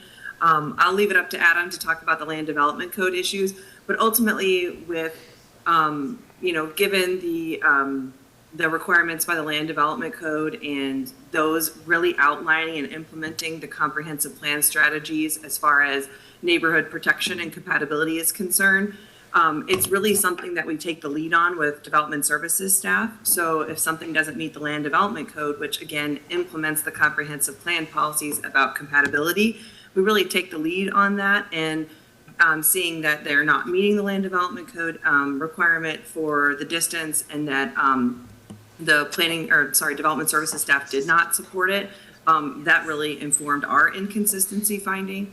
But I do think you raise a very good point that I want to follow up with my team about for the housing section, to make sure that we're doing the best that we can to encourage those residential support uses in existing neighborhoods. Again, you've all made really good points on that. So that's something that I have as a note to follow up with staff about. Excellent. Thank you very much. I appreciate that. I too have a tough time with this one. I would love to see this approved, and I understand it would have some challenges. It has a legacy of NIMBY associated with the way the suburban communities were grown for a long time. It's just, I don't want these kinds of things in my neighborhood, which I have a very hard time with a lot. But there's also, that is a suburban community. And it sounds like, there are absolutely zero Airbnbs in that community. They have no desire for ADUs ever in this community. And single family home ownership on a acre is their only goal. And if they haven't updated their community plan to reflect something different, then we're sort of left with little opportunities to not find ourselves in conflict with this particular project. However, I will say this: the applicant has worked very hard to enclose any what would be considered commercial activity, other than the fact that they have expanded or were required to have, given a higher number of people there, additional parking spaces. This would technically just look like a 9,000 square foot house. I'm going to ask whoever can best answer this question: is a 9,000 square foot property house permitted anywhere in this neighborhood? Commissioner, yes, to the extent that the lot size could support that home and meet that size home and meet setbacks, there's nothing that would prohibit a home from being constructed in that size in the surrounding RSC 2 zoning districts. Thank you for that clarification. With that, we do have a motion. I don't see any other comments or questions. We have a motion to deny by Commissioner Smith. I've forgotten who seconded that motion. It was Commissioner White, second by Smith. Okay, Commissioner. Okay, excellent. Commissioner White is a motion denied, and a second by Commissioner Smith. Clerk, take a roll call vote. Overman, No. Cohen, No. Hagan, No. Kemp, No. Myers, No. Smith, Yes. White. Yes. Motion failed 2-4. Chair Overman, Commissioner Cohen, Hagan, Kemp, and Myers voted no. Okay, I'm sorry. board, where do we go from I'm here? sorry, Chair. Motion failed 2-5. Excellent. Thank you very much, clerk. Okay, board, where do you want to go from here? I'll move to approve. Second. We have a motion by Commissioner Kemp to approve, a second by Commissioner Myers. Any discussion? Seeing none, clerk, please take a roll call vote. Overman, Yes. Cohen, Yes. Hagan, Yes. Kemp, Yes. Myers, Yes. Smith, No. White. No. Motion carried 5-2. Commissioner Smith and Commissioner White voted no. Thank you very much. Our next item, Mr. Grady? The next item is agenda item F3. It's special use, non-conformity special use permit 22-0609, the Abs Cascrete USA. Michelle Heinrich with county staff will provide a brief overview of the request. Good morning, Michelle Heinrich, Development Services. As stated, this is a special use permit 22-0609. This is a 25-acre site which manufactures precast and pre-stressed concrete products. The site is located on County Road 579, north of I-4 and east of I-75. The site is located in the Res 4 Future Land Use category within the Thonotosassa Community Plan area and the Rural Service area. The use was established in the 1960s when the property was zoned M1 for manufacturing. However, the zoning conformance process in the early 1990s changed the zoning and made the use non-conforming. The use was found to be legally non-conforming in 1997 under NCU application 97-0366. Per the LDC, any change, expansion, or rebuilding of a legal non-conforming use requires special use approval by the Board of County Commissioners. One expansion for this site was approved in 2002 to allow additional square footage and equipment. Today's request is for the purpose of replacing equipment. Simply put, the wet mixing process currently done by trucks running on site will be replaced by on-site equipment that does not use trucks on site. This will allow for a reduction in dust, reduction in the truck traffic on the site, reduction of track noise, and truck fuel uses. The change will not increase the equipment height or location, and most importantly, the change will not increase the capacity of the concrete batch plant. Staff recommends approval subject to proposed conditions of approval, and I'm available if you have any questions. Excellent. Thank you very much. This is a public hearing. And with that, we will move forward to the applicant's oral arguments. You have 10 minutes, sir. Good morning, Commissioners. Kevin Reale, 401 East Jackson Street. I have been sworn for here for the applicant. May I share my screen? Sure. Are you able to see the screen? We can. Thank you. Okay.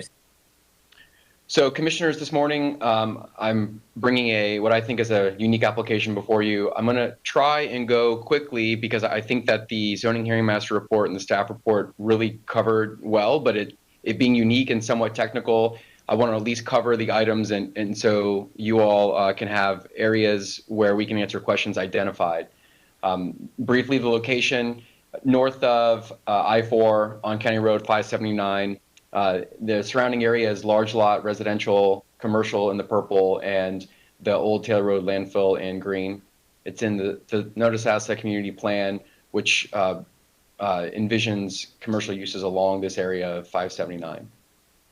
History of the site, as staff explained, was established in the 1960s for the manufacture of precast and pre-stressed concrete products. This includes open storage. Open storage is fairly significant portion of the site because the concrete materials can't be stacked very high and you need trucks to move them around. So the open storage is somewhat spread out and covers a lot of acreage. What's interesting about the site is while it's over 26 acres, just over an acre is actually for building space. So, you know, your traditional measure of intensity is very low. And that's just a reality of building large concrete products like this that have to be stored on site. So the basic request is to replace concrete batch equipment, which I will summarize as saying it's loading of raw materials and mixing of those raw materials. This image here roughly shows where that is. There are other things captured in the circle, but you can kind of get the idea as you see some bins and those silos there. The reason we're here before you with this request is because, as staff noted, this became a confirmed as a legal non-conforming use in the late 90s, and then was expanded in 2002 under Section 110306J. That expansion required a site plan to be created for the legal non-conforming use, and this equipment, while it's not buildings, it's structure shown on the site plan. And the new equipment won't have the exact same footprint, so we have to come before you to amend that site plan. What is unique is that this is not a request to continue operation. This equipment, while antiquated, is from a equipment standpoint relatively easy to repair and continue operation. So this equipment could be used continuously into the future, but the applicant would like to improve the equipment, modernize it. And we'll go into those reasons, but basically it's to improve safety and efficiency on site.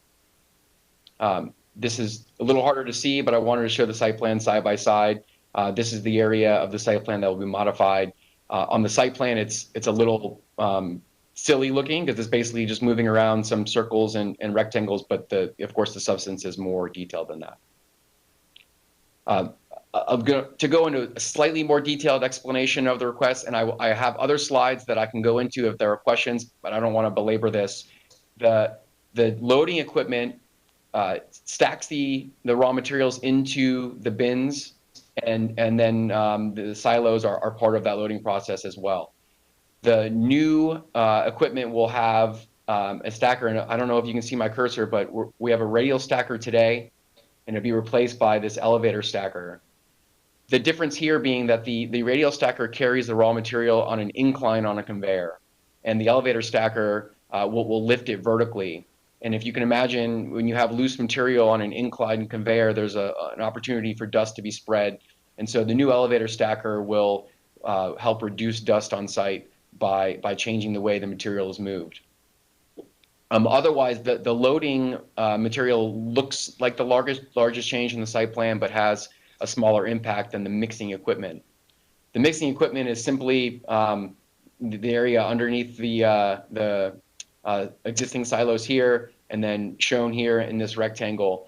The mixing equipment, there's two processes that happen on site. One of them is for a kiln process that casts materials using heat, and that mixing process will be largely unchanged. That's not what we would, as non-concrete experts, consider to be what we typically see. Everyone's used to seeing a concrete truck pouring, wet concrete into a site. The kiln process, it's more like a Play-Doh consistency. It's they call it a dry mix, but it's not. It's a separate process. That will remain the same. The real change here is for the outdoor casting. What happens today is that dry materials are mixed together, and then they're transferred into a truck while they're still dry to be mixed and made wet into the traditional type concrete we're used to seeing that pours out of a truck. As you can imagine, it's difficult to pass dry materials into the back of one of those trucks without creating dust. And so, as you can see on the old site plan here in the blue, there's a dust hood and a dust collector, and a part of that process is to control that dust.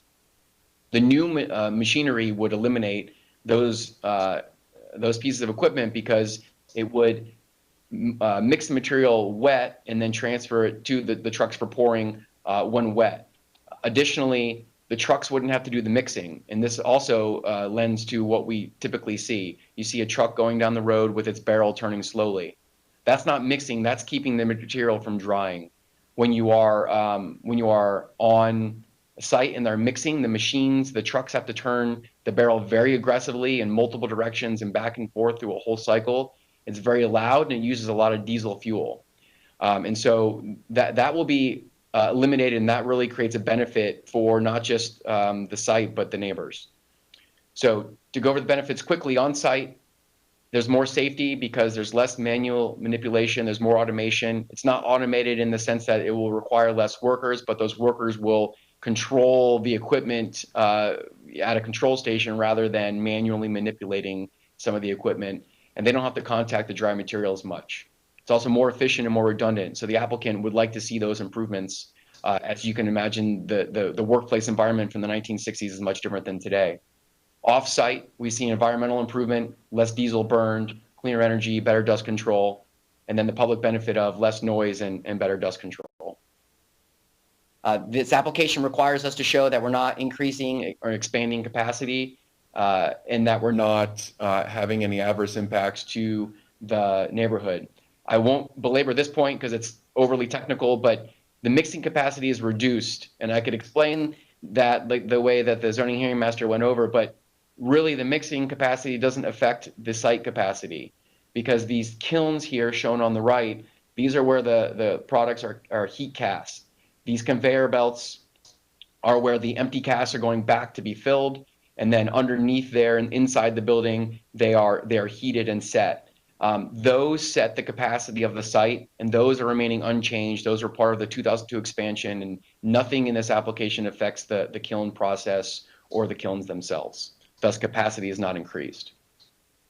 So we also have the burden to show no significant adverse effects. The equipment is moved around on site, but the height of the silos remains the same. The equipment is largely the same, just with a different footprint. And there are benefits to the neighbors with less noise and dust, benefits to the general health and welfare with no diesel being used to mix, a more efficient and less dusty process, and then benefits to safety for the workers on site. In conclusion, we conducted public outreach. There were a number of questions at our neighborhood meeting and some phone calls. Once we explained the scope of the application, we didn't hear any opposition. EPC noted that the site doesn't have any environmentally sensitive lands and that the site is operating in compliance for 15 plus years. The staff report noted this is approvable, and the zoning hearing master found consistency with the comprehensive plan and development code, recommending approval, and we recommend the same of you and have the ability to answer any questions you might have. Thank you. Thank you very much. With that, we will have, are there any opponents or proponents of this particular item? Not seeing anyone signed up. There's no one in the audience. And with that, I do not assume you need a rebuttal, so we'll move on to the Planning Commission staff. Thank you. For the record, Melissa Leinhard, Planning Commission staff. The subject property is located within the residential 4 future land use category. The site is located in the rural area and also located within the limits of the Thonotosassa Community Plan. The proposed special use will not undermine the intent of the rural area policies of Objective 4 of the future land use element. While the site is an existing heavy industrial use in the rural area, it is recognized as a legal non-conforming use and is in proximity to compatible uses such as warehousing uses and the Taylor Road landfill across Mango Road. The proposed replacement of batch equipment will not increase the intensity of uses on site and will result in greater worker safety and will not result in any changes to the existing character of the surrounding area. The proposed special use meets the intent of future land use element Objective 9 and policies 9.1 and 9.2, which require that all development adhere to local, state, and federal land development regulations. Per policy 9.3, that recognizes the existence of continuation of legal non-conforming uses in the county, so long as they do not increase in intensity or negatively impact adjacent properties. The subject site currently manufactures concrete slabs that are used in the local building and development industry, and the proposed replacement of concrete batch equipment will not result in a greater intensity of uses on site. The proposed special use also meets the intent of the neighborhood protection policies under Objective 16 in the future land use element. Single-family residential dwellings and mobile home parks are located to the north, south, and west of the subject site. The proposed change of batch equipment will result in less noise, decreased use of fuel, and a decrease in the amount of dust generated as part of the regular manufacturing process, thereby resulting in improved air quality and the environmental standards for the surrounding area. The subject site meets the intent of the environmental goal of the Thanota-Sassa Community Plan, which is Goal 5, that seeks to preserve the environmental integrity of the area through incentives that balance private property rights. In this instance, the owner of the subject site is voluntarily seeking to update manufacturing equipment that would generate less noise and dust and use less fuel in the manufacturing operations, thereby resulting in improved air and environmental quality for the surrounding area. The proposed special use is also aligned with the comprehensive plan strategy outlined in the community plan that allows commercial uses along State Road 579, which is Mango Road, south of Pruitt Road to Interstate 4. And based upon those considerations, Planning Commission staff finds the proposed special use consistent with the future of Hillsborough Comprehensive Plan for unincorporated Hillsborough County, subject to the conditions proposed by Development Services. Thank you. Thank you very much. And with that, we'll hear from the zoning hearing master's summary.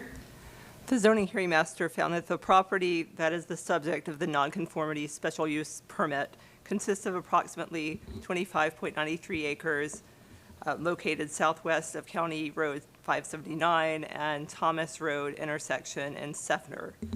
The property is zoned AS1 and commercial general and is designated residential 4 on the future land use map.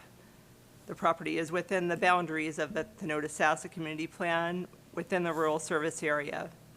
Surrounding land uses include agricultural, residential, industrial, and commercial uses, 200-acre landfill and community collection site owned by the county. Adjacent properties include single-family residential, agricultural, and vacant parcels zoned AS1 to the north, south, and west, and single-family residential and manufacturing parcels zoned AS1, RSC4, and PD to the east. The subject property is used for the manufacturing of precast and pre-stressed concrete products.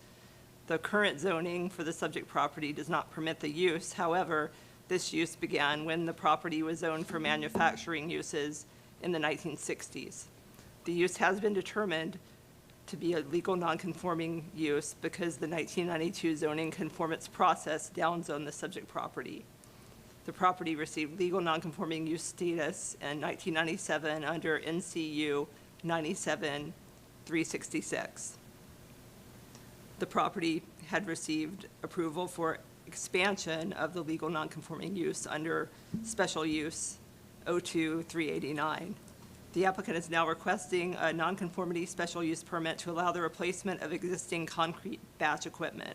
The equipment replacement will not increase the square footage of the use or expand the nonconforming use area or intensity. The zoning hearing master found that there is no evidence in the record that the nonconformity special use permit to allow replacement of the existing concrete batch equipment, which will not increase the square footage of the use or expand the nonconforming use area or intensity, would result in a significant adverse effect on the nonconformity on adjacent properties, or rather of the nonconformity on adjacent properties. County staff has found the proposed special use permit approvable, subject to the conditions enumerated in the staff report based on the applicant's general site plan submitted March 28, 2022. As you've heard, Planning Commission staff has found the proposed nonconforming special use permit consistent with the future land use plan, subject to the conditions proposed by Development Services.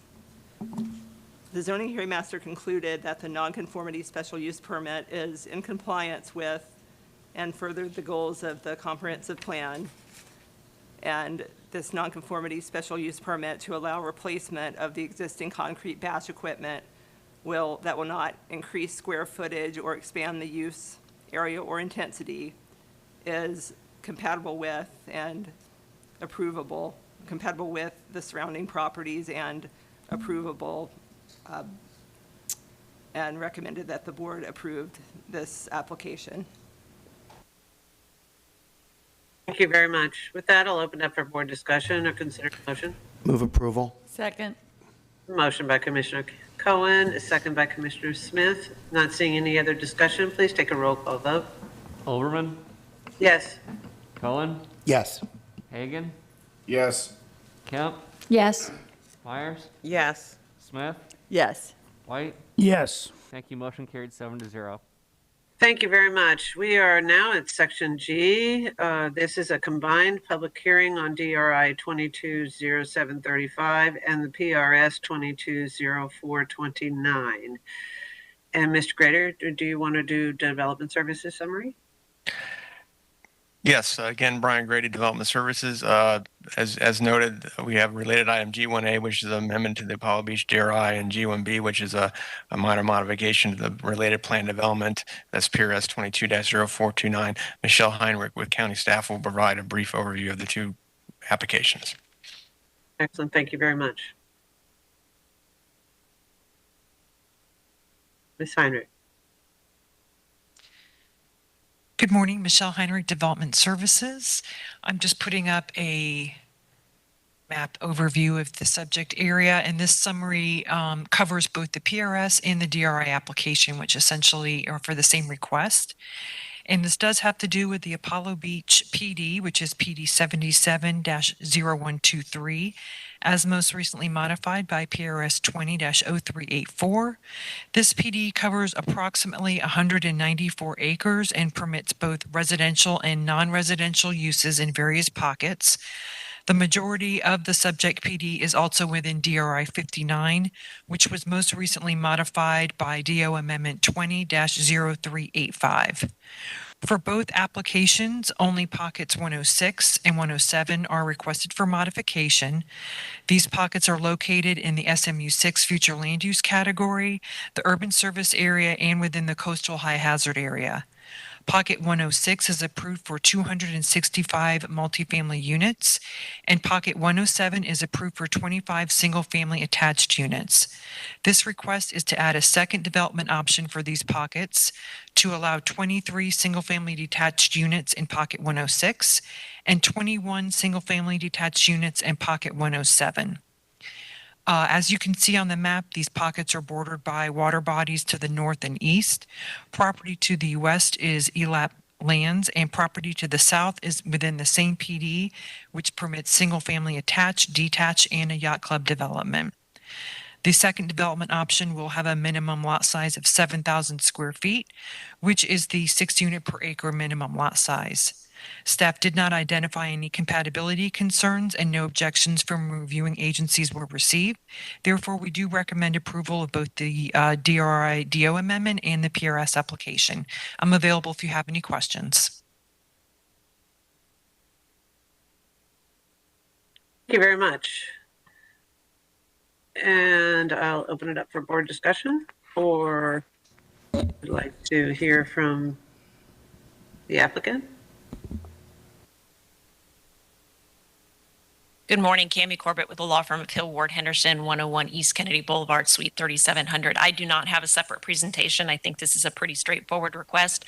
We're asking for the second option to allow us the opportunity to do some large single-family detached product instead of the multifamily and attached product. And we would respectfully request your approval. And I'm here to answer any questions, as is Todd Amidon, our project engineer. Excellent. Thank you very much. You do have 15 minutes, so you can continue if you'd like to, but are there any proponents or opponents present to speak to this item? I don't see any signed up. No one in the room. Excellent. Thank you very much. And do we want to move on to the development services recommendation, amended recommendations, if any? Brian Grady, Development Services. We have nothing further to add, and we are recommending approval of both applications. Thank you. Excellent. With that, I'll open it up for board discussion and or a motion on both G1A as well as G1B.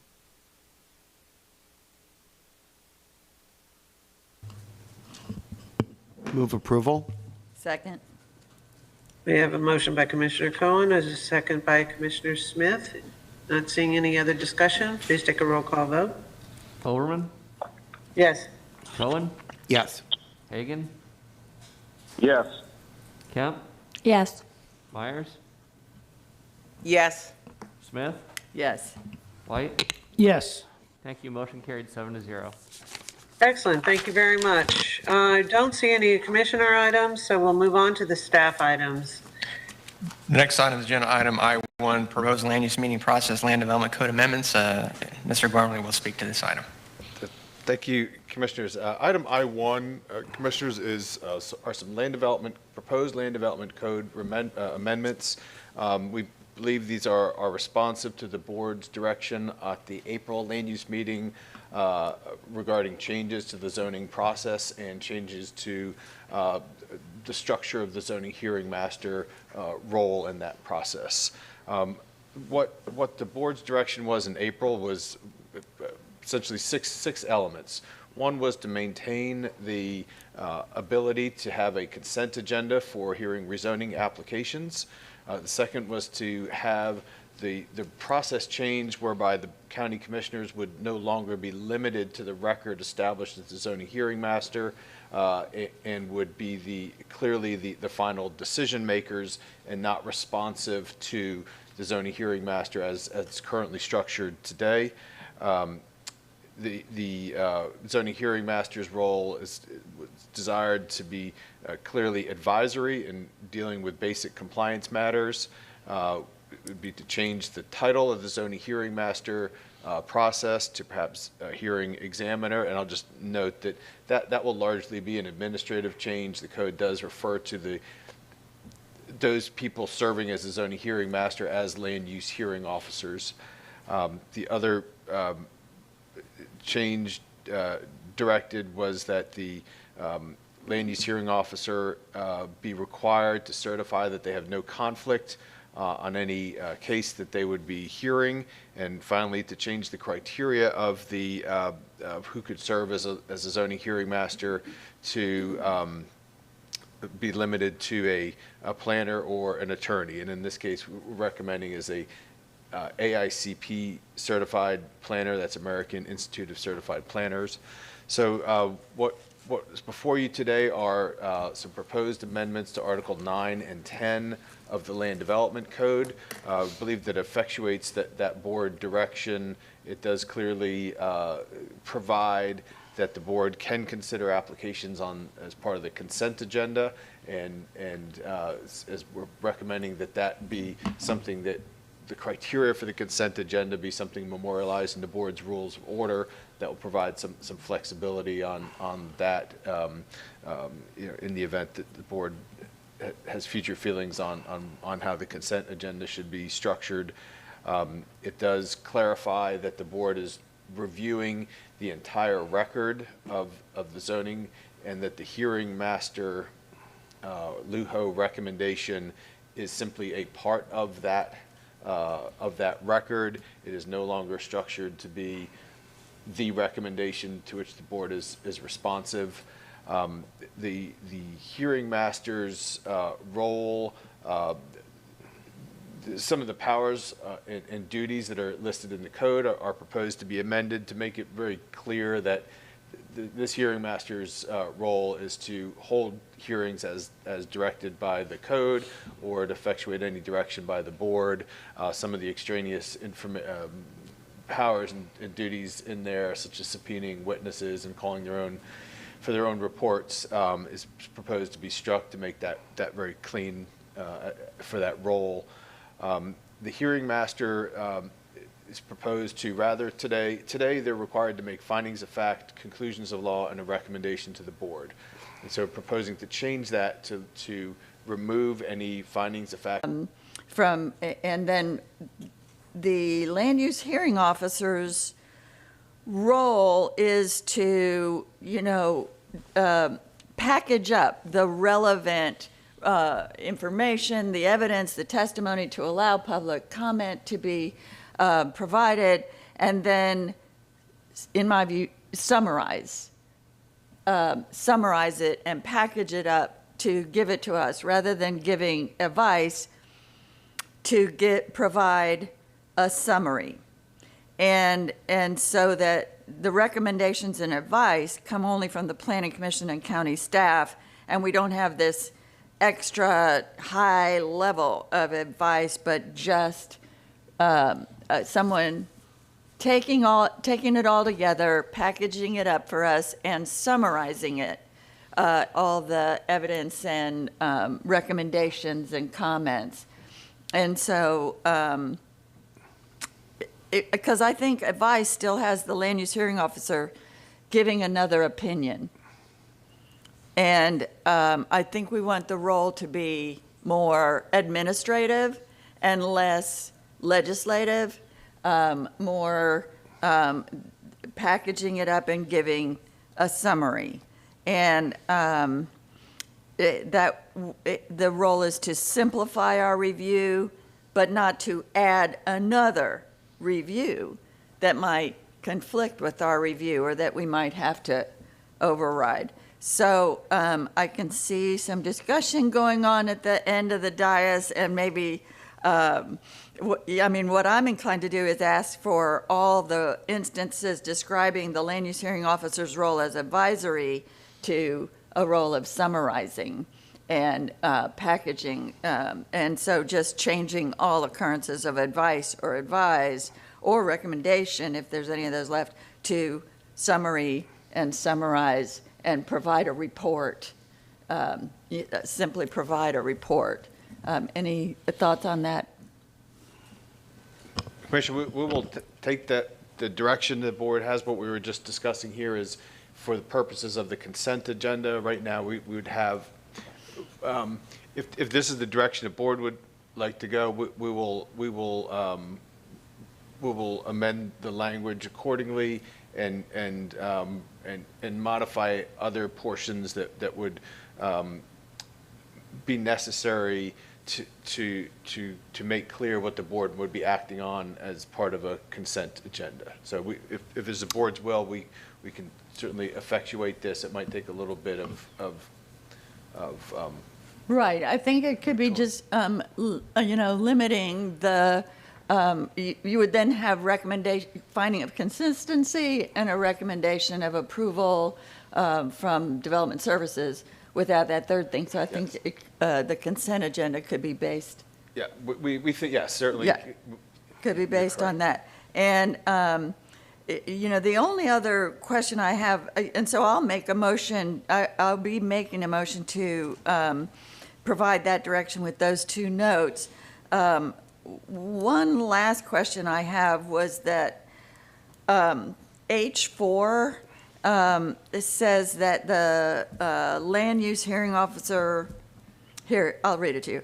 Whoever shall accept an appointment as a land use hearing officer in any firm which he or she may be associated is for a period of 1 year from the date of termination as a holder of such office hereby expressly prohibited from acting as agent or attorney in any proceeding, application, or matter before any commission, board, agent, or other office of county government involving property which was the subject of an application during the time such person was in the office. So it says you've got a land use hearing officer, they quit or they're terminated. Now, for 1 year, neither they nor their firm can act as the agent or attorney in any proceeding coming before any commission or board or county government involving property that they already ruled on and were involved in as a zoning hearing master.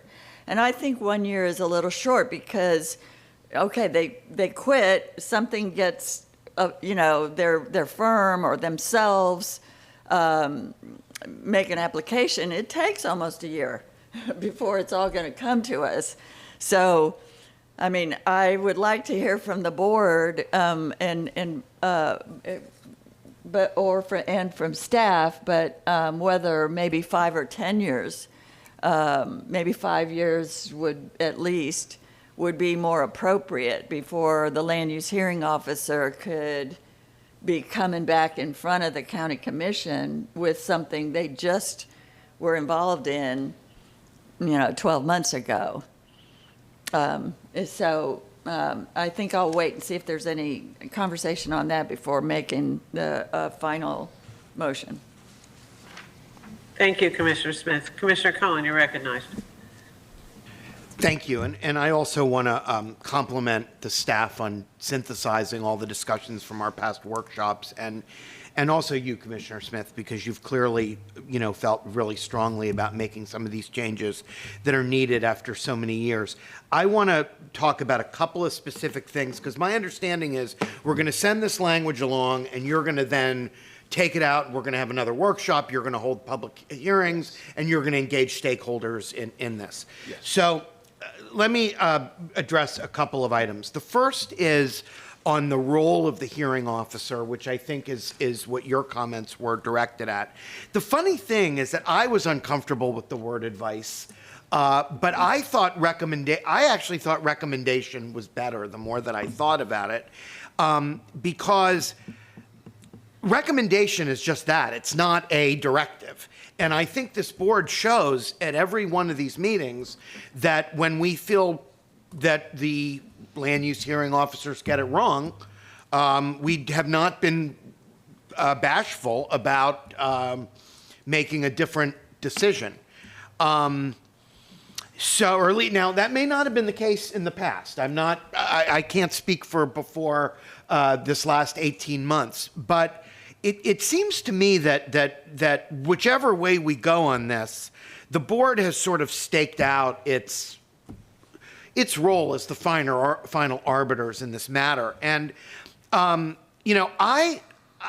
do appreciate the findings from the hearing officers, and oftentimes by seeing their findings, it happened today, I actually disagreed with the factual element that led the hearing officer to a certain finding.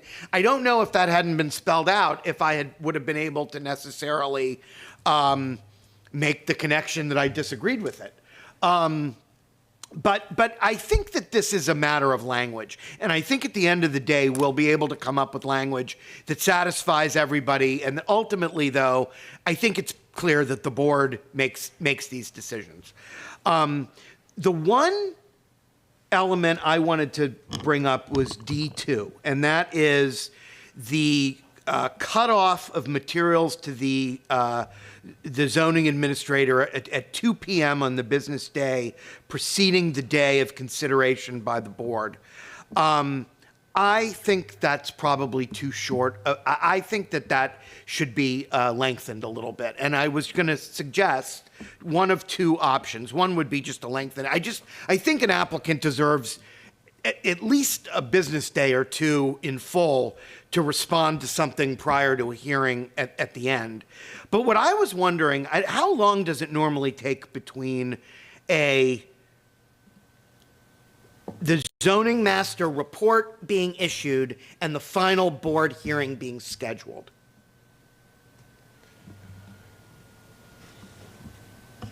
It is probably around a month. There's generally about a 2-month difference between the hearing master's, I should tell you exactly, between the hearing master's hearing and the board hearing. And so the hearing master has 15 working days to make the finding. Yes. Which which may be less cumbersome now, given where this is going. I want to suggest, and I'm not going to, I'll be happy to hear what the board has to say about this, but I'm going to suggest that a month or two is a long enough period of time that I don't think the cutoff should be on 2 o'clock the day before the hearing. I think even if it's, a couple of days, I'm wondering if maybe it ought to be calculated forward rather than backward. I'm wondering if maybe the calculation ought to be a certain number of days forward of when it comes down, like you have 30 days or something like that for anything written. But again, I think there's enough time to accommodate the needs of anybody that wants to insert additional evidence, but also to have time for the petitioner to respond to it. So those were just two comments that I wanted to make in advance of this. And my guess is that this will all be discussed as we workshop and have hearings on this. But other than that, I think that we're moving forward in a good direction, and I appreciate the staff and the board's work on this. Thank you, Commissioner Cohen. Commissioner Kemp, you're recognized. Thank you. And I think the work that's been done on this is just excellent, and so needed to be done. I feel like this is, we have changed some things over the past few years that have made a difference, but we really needed to look this over so thoroughly. And I'd like to thank the staff. I mean, I think this was done so well, and very thoughtfully, and I think it was done.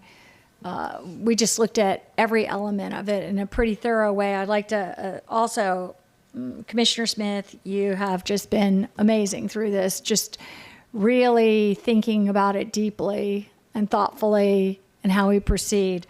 And, all of this is important because this is the basis for how the county moves forward in the future. And it has not been good in the past. I think this process was, I can't believe it survived like it did for decades, because this really, really needed to be done. There was a lot of effort and work and thought put into how we move this forward. And I know, Commissioner White, you've also been very concerned in seeing this as it moved forward, making sure that there was just, I'll say kind of just due process and some, making a better process for making the best decisions that we can here. As to, I also felt uncomfortable with advisory, but as to, I'm not sure about summarize a recommendation. I, like Commissioner Cohen, kind of feel like recommendation is a less than advisory, I guess. Advisory seems like a stronger word to me than recommendation. And I hadn't thought of what else could replace it, so I'm just thinking summarize now, and that could, I think, also be, just kind of a review or a compilation of the record, and with, what kind of the outstanding issues are could be another way. I hadn't thought about it being, I was trying to think of what else could be besides advisory, and recommendation just came to me as being a lower standard, actually, in my mind. Also, and I just think each one of these are just, I've been very concerned about the conflict of interest issues, and I think by just having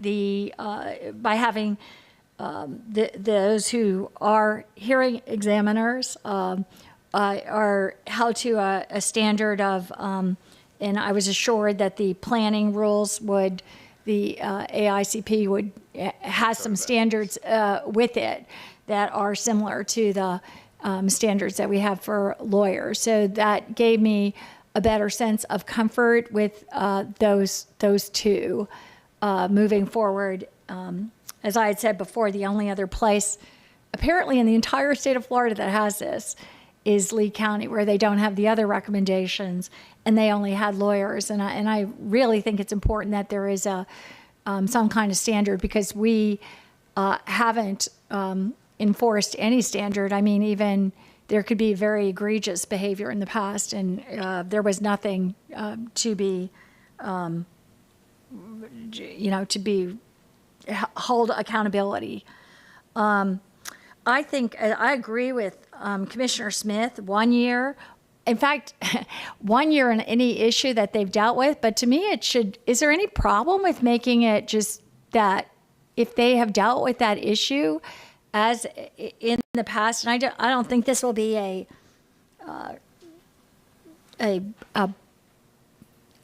difficult, I don't think we'll run into it a lot, I guess. But is there any difficulty with just saying that would be a conflict of interest, period, for them to be involved in anything that they were involved in at the county and then come forward as a applicant's Representative? Commissioner, I believe that's the concern or what's trying to be avoided. I would suggest that perhaps having a time without making a conclusion that it be something else helps keep that issue cleaner. I don't disagree with what you say, just from a structural standpoint, perhaps leaving that prohibition with maybe some predicate for the rationale behind that could expand on that. I would definitely support 2 years. And it might even be kind of with representing anything. In fact, we have that for county commissioners with lobbying. And I just wonder on any issue,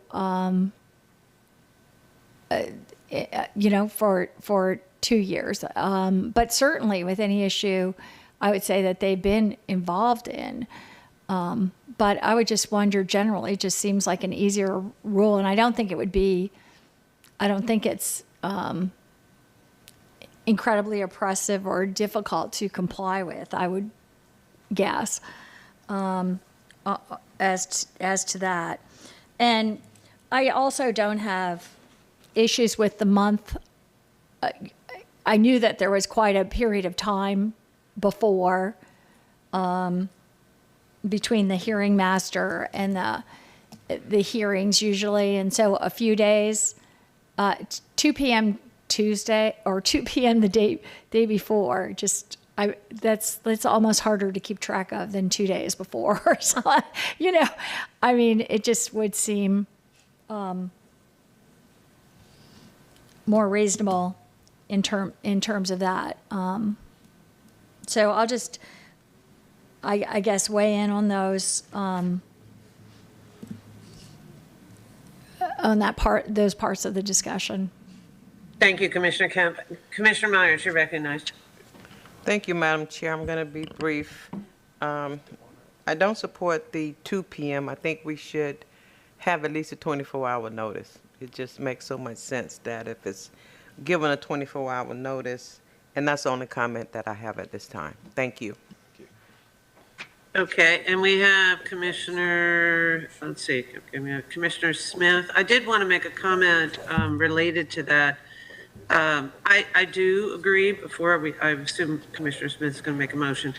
I do agree that taking the gender out of the issue is important.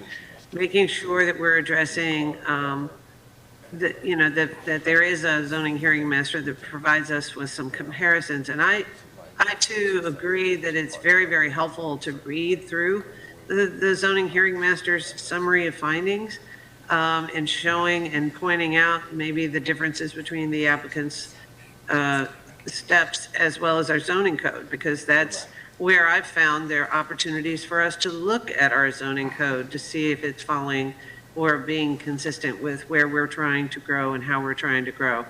It's one of the first hurdles, and give us some good guidance on where our land code might need to be amended in alignment with our comp plan or other growth goals. So I do like the idea of seeing a summary of findings and a comparison, but whether or not it needs to be a recommendation or advisory, I don't have a preference there. It's wise to get the summary of findings, and that person who is continually comparing the applicant's application and our code, a very valuable experience, and I'd like to see that continue. As far as having a professional that is in the land use business be prohibitive to work on anything that has to do with the industry for 2 years, that might be a little challenging for someone to be able to support themselves in the meantime. Whether or not it's an item that they have previously ruled on that seems reasonable, and the duration of greater than 1 year would seem appropriate, but I'm not going to make that particular decision. So with that, I'll call Commissioner Smith. Oh, I had my hand up. I want. Okay. Commissioner Cohen is ahead of me in line. I apologize. I want to say this before you make your motion. I wanted to say something to what Commissioner Kemp with the you sparked this with me when you were talking about the conflict of interest issue, and Commissioner Overman just grazed it. There might need to be a distinction between a person and their firm, too. I don't know if it's fair to say that a person leaves as a land use hearing officer, goes to work for a firm, if their entire firm gets ruled out of doing anything in front of the county, it really could make it impossible for the person to make a living for a period of time. So I just think we need to be very specific about what it is that we prohibit and for how long and who's covered by it. And that little nuance gave me a little concern as you were talking about that. So. Exactly. Commissioner Smith? I see Commissioner Kemp's hand raised. Okay, Commissioner Smith, you're recognized. Okay. What a great discussion. I am just, I feel like we have a really good board here and good staff working together on this in such great ways. And I'll just say a few things. One, changing the wording as to what the LUHO does, from recommendation to advice to report or comment. The point here was not to make sure that we're not impeded, because it has in the past been used as an excuse for other boards to find one way or the other, and this is not that kind of board. But my bigger concern is how, if we do disagree with that officer, how it then might impact and interfere with our ability to defend the board's finding in court on an appeal. So I think, our direction, did you have anything to say about that? I did. I wanted to just, to help the board. It's been a very good discussion, and I think there's really a matter of, is the board's desire to have something from the land use hearing officer, be it recommendation, advice, and putting the court piece aside, is just if the board would like to get that from the land use hearing officer, we can certainly add strengthening language here to make it explicitly clear of what that recommendation or finding or advice is and is not. So I think that the intent of this, the way this was structured, is to have that LUHO, what comes out of the LUHO, be another piece of the record that the board considers. But we could make that, and language suggesting otherwise is struck. But we can always add, flashing light, notice of this shall be this and it shall not be that. So for purposes of protecting the record for any future litigation or any to resolve any ambiguities of what the weight of that recommendation is in these proceedings, we could certainly augment the language with very explicit language along that. That certainly, I think we've got consensus for that it should be clear moving forward, whether it's this board or the next board or the next board, that it's the elected officials whose decision is final, and that needs to be more clear than it's ever been. Me personally, I just don't think that the person we appoint in this role has any more to add than our EPC, our own transportation engineers, our planning commission staff, and our development services staff. So setting them up as this extra opinion is something that I'm not comfortable even giving that weight to in the matters that come to the board. But happy to at least make the forward motion of getting them out of the way of an extra recommendation that is balanced against the board in outside of here as it goes forward and making it clear to everyone, to the citizens, to the applicants, because so often we have applicants come and say, you know, you've got 3 recommendations of approval, you have nothing else to do but go along with it. Making it clear to everybody from here on out, it's the elected officials who actually make the decision. I think that still needs a little wordsmithing, and I do think we have consensus on making it clear that the board is the final decision, and everything that comes to us. You know, frankly, if it was just the land use hearing officer makes a summary, compiles the case, determines what's relevant, packages it up and hands it to the board, if I was making a summary, it would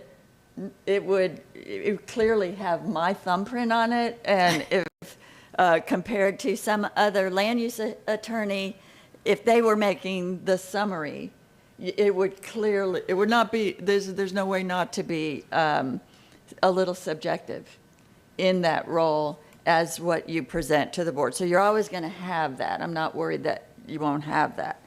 But I think you've got enough direction to move forward with something that lowers that authority and lowers that voice in the process. The length of time for citizens to prevent documentation. We had, and I agree, 2 p.m. the day before is short. It's short for us to have something in the case file to look at and review. Frankly, as a citizen coming to the boards, I always tried to get my information in early so the staff would have a chance to consider it, and my images and everything in early so the LUHO would have a chance to consider it. I think the citizens are at an advantage that way. But why it came up is that time and time again, we had, what happens is the first hearing is months and sometimes more than 1 month. It gets continued, the applicant decides to continue or something before it even gets here. It can be 6 months before it even gets to the board. And if you've tied up the deadline with the back end, then a citizen or something that you read in the newspaper or things couldn't be brought forward. So we were trying to say, you know, you weren't limited to that record, and new information could come forward, a new study or a flood event or something, so that we could consider that even if it was sooner, closer to the board hearing. But I agree that 2 p.m. the day prior could lead to a whole lot of gotcha and stuff that we can't consider. So, you know, maybe the answer is that somebody can talk about, and I thought I saw that in this place about the open record period. You know, people can comment on anything, and so they wouldn't be limited to the record, and they could talk to us about anything. But if you wanted to provide pictures or maps or newspaper articles or anything like that, it would have to be earlier. Am I correct about that? The way it was structured is to have a time for documentary evidence information to be provided, and then no limitation on the board, what can be presented to the board. You know, I think if I'm understanding what you're describing correctly, it would be, and by the way, it did 2 p.m. just to be, that's Sure. about the latest that we could effectively get that information extracted and brought to the board. So certainly take you know, any time earlier than that. You know, 2 p.m. was about as far as we could comfortably commit to reliably doing. So this conversation is very helpful for that perspective. But in terms of documentary evidence, is what you're describing, the intent is that people could come and speak at the hearing, but if they want to submit documentary evidence, make it clear that that needs to be submitted in advance if it's post the zoning hearing master hearing. And if that, we could certainly clarify that to make that Yes, and I think, distinction. I mean, when we have a lot of what comes up before us, a PRS, for example, people can come right in and talk about anything right then and there because there wasn't a prior hearing. Right. And it hasn't led to terrible problems. And stuff that's on our regular board agenda, somebody can come in at public comment and tell us something that day. So I think, in the way I was reading this, people can talk about anything they want to in public comment, but documentary evidence for all of us to consider, applicant and us and the public, to know what's in the case file. I'd listen to what the stakeholders also have to say. Personally, I mean, I'd go to 24 hours, as Commissioner Meyer said. I'd go to 48 or 72 hours for documentary evidence, if that's what the consensus ends up being. So leaving that all a little open for future consideration and stakeholder discussion and workshop. And the final point was the length of time for the LUHO to be able to lobby. We put a limit on county commissioners of 2 years, as Commissioner Kemp said. So, but we don't limit their firm or their associates or whatever. So maybe something closer to what the commissioners are restricted to would make sense for a land use hearing officer as well. And with all those places of things, there's an awful lot of great stuff in here. With all those little places that are still need to be worked on, given the feedback of the board and taking it out to the stakeholders, I think we have enough board direction to move forward with all that considered. So I'll make that motion. We have a motion by Second. Commissioner Smith, a second by Commissioner Kemp. Commissioner Kemp, you have your hand raised? Yes. The great discussion. I think, again, just in the beginning statement that Commissioner Smith made, and I appreciate Mr. Gormley said strengthening that language. I think it does. I think it's really critical with all the lawsuits that we have that we make certain, especially, I mean, I couldn't believe that we had a zoning hearing master who believed, and there was confusion about it. To me, it was shocking that they would be a final arbiter with more, somehow more say than the Board of County Commissioners that are elected by the, citizens of this county in terms of that. I think that is really important to strengthen that language. And actually, it made me think a little more about your use of the word summarize, which I think I'm getting more of a comfort level, summarize, compile, like I said, or I'm not sure if there's another word, but the reason being that if you have 3 recommendations, like you say, and you're also giving, like, they're all like equal weight. But we have, in particular, Planning Commission. That's a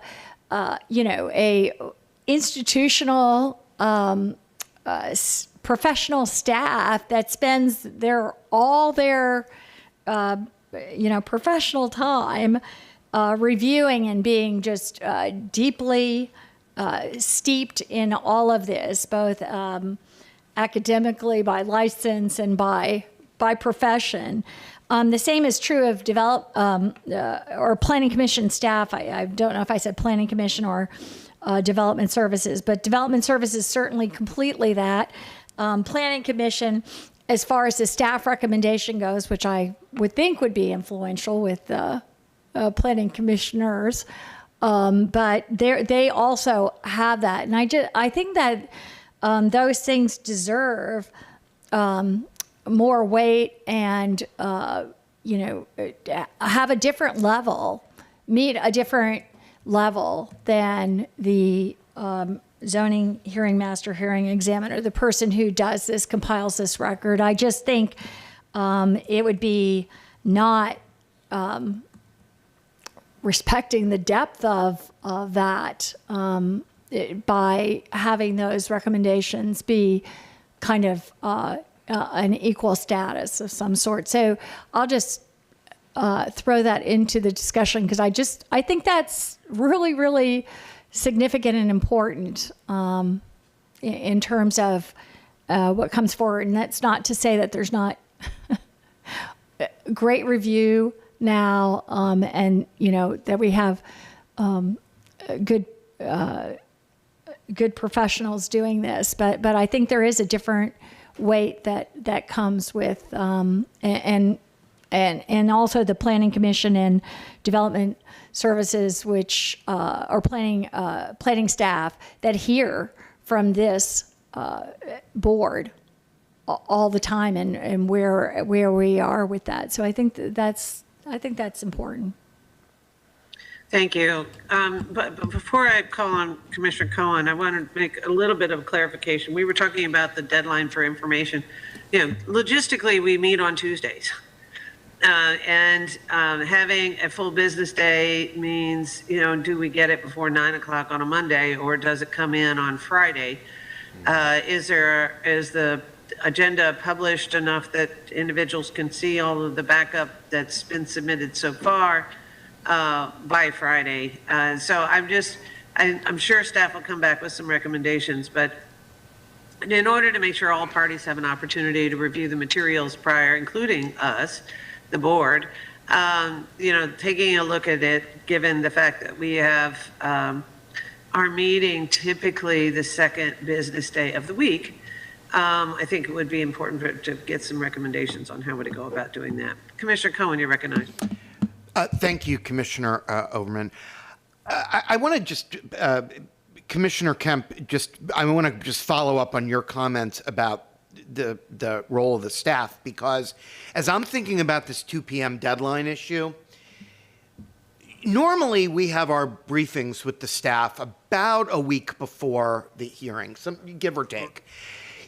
That briefing is so important, I know, to me, because that's where we really have a chance to discuss the issues that are involved in each of these cases. And for the public, they don't see us necessarily doing that, but a lot of our unanimous votes that take place around here, or even our not unanimous votes, take place, the quick ones, because we've all done our homework before and we come in with the information.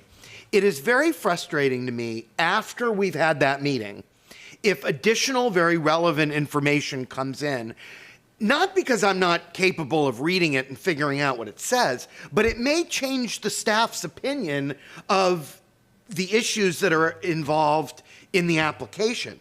So I'm not going to ask to modify the motion in any way, but I think as we're considering these issues, I hope that you'll keep in mind that our ability to have a complete record when we're meeting with you helps us do a better job. And if that record gets changed considerably after our meeting, it really is not good for anybody. It's not good for the public. It's not good for the applicant. It's not good for us as decision makers, because we're flying blind a little bit. So when you're considering that deadline, maybe that can be sort of thought about as you're figuring out where the proper place for that is. That's all I wanted to add. Thank you. Thank you, Commissioner Cohen. That's kind of where I was going. Typically, I get my briefings on the Thursday before Tuesday, and it's really nice to have all the information available, not only for us, but also for the staff, and I'm sure for the applicant as well as the public. So, Commissioner Kemp, your hands up. Nope. Okay. So, Commissioner Smith, you made a motion? Yes, and I think we have I'd like to restate it to make it a little clear for the clerk, please.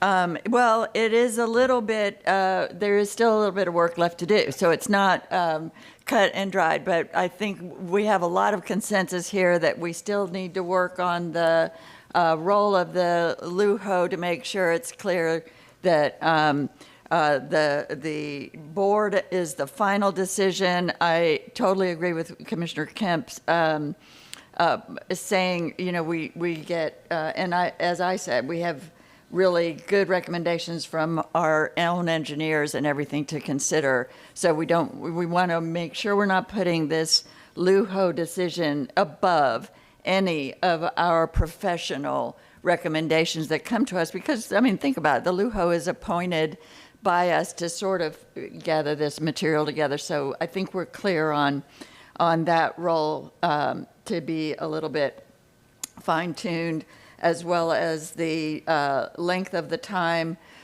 citizens would be allowed to comment on anything, but documentary evidence would need to be provided in as close to the hearing as possible, that's still allowed for thorough review, at least by the board and the applicant, and then a little bit of changing to that 2-year criterion for the land use hearing officer to stay out of the lobbying business, and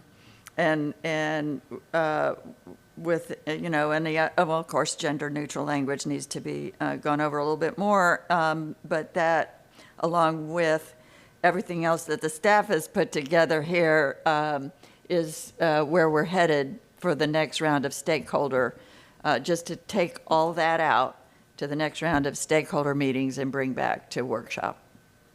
Second. Seconded. It was already seconded.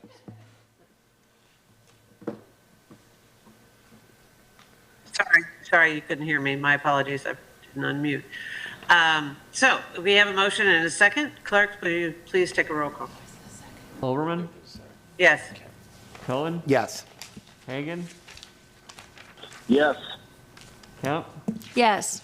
Myers? Yes. Smith? Yes. White? Yes. Thank you. Motion carried 7-0.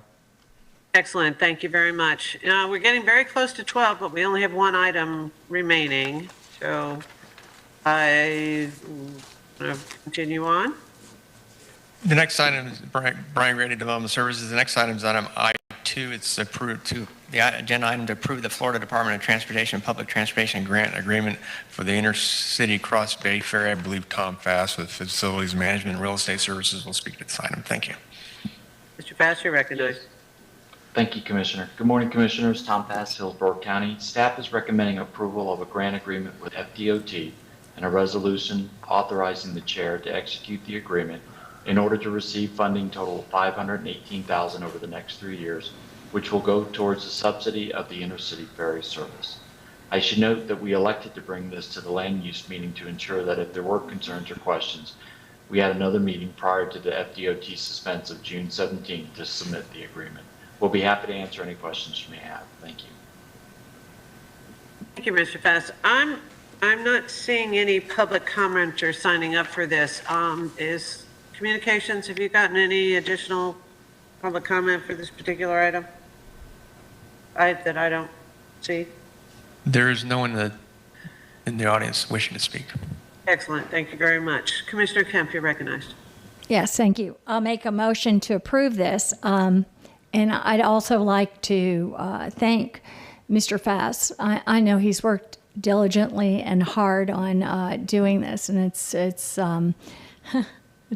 been a tough job. So thank you very much for your work in this. And again, I have a motion to approve. Second.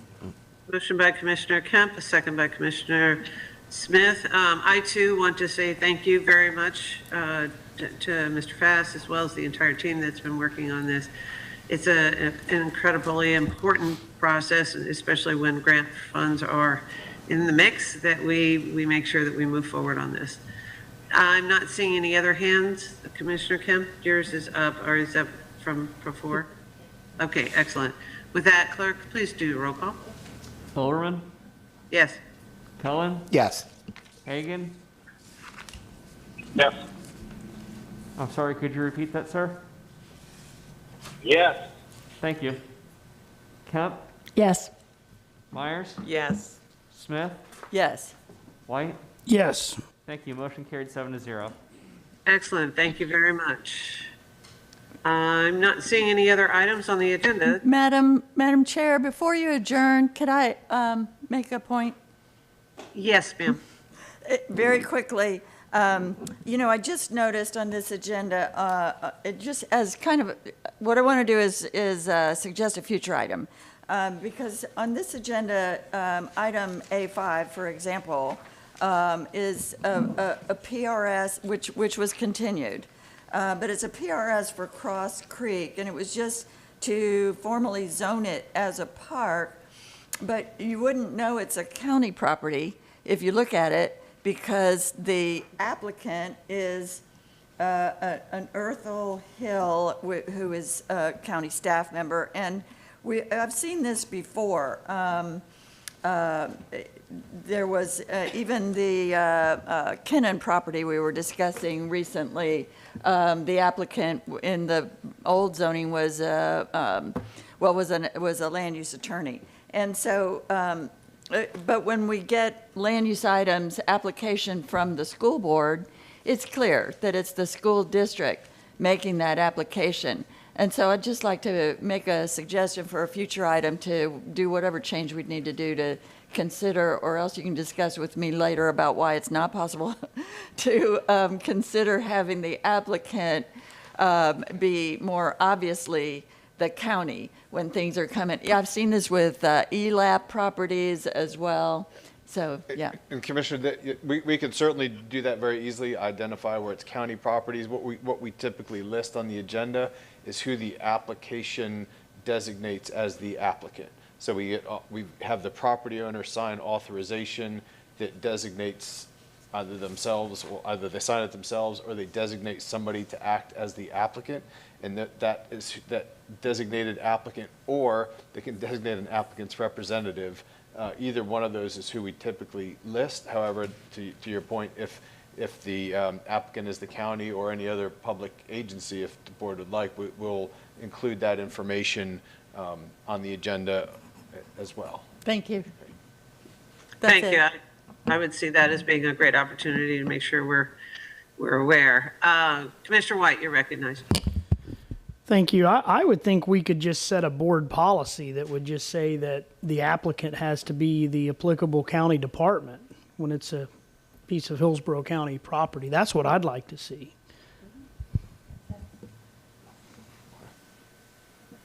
Mr. Gormley? We certainly can follow that and follow up to memorialize that as appropriate. Understanding that is that it would the applicant would need to be listed as the county property, whether they as the county department, whether they retain the services or assisted by other outside folks. It would still be that county department is the listed applicant on any application the board signs, or that the county signs, certainly. Mr. White, does that answer your question? I think so. Excellent. Mr. Smith, you're recognized. Oh, your hand's coming down. Okay. All right. Seeing no other comments or future business items, I will call this meeting adjourned. Thank you very much.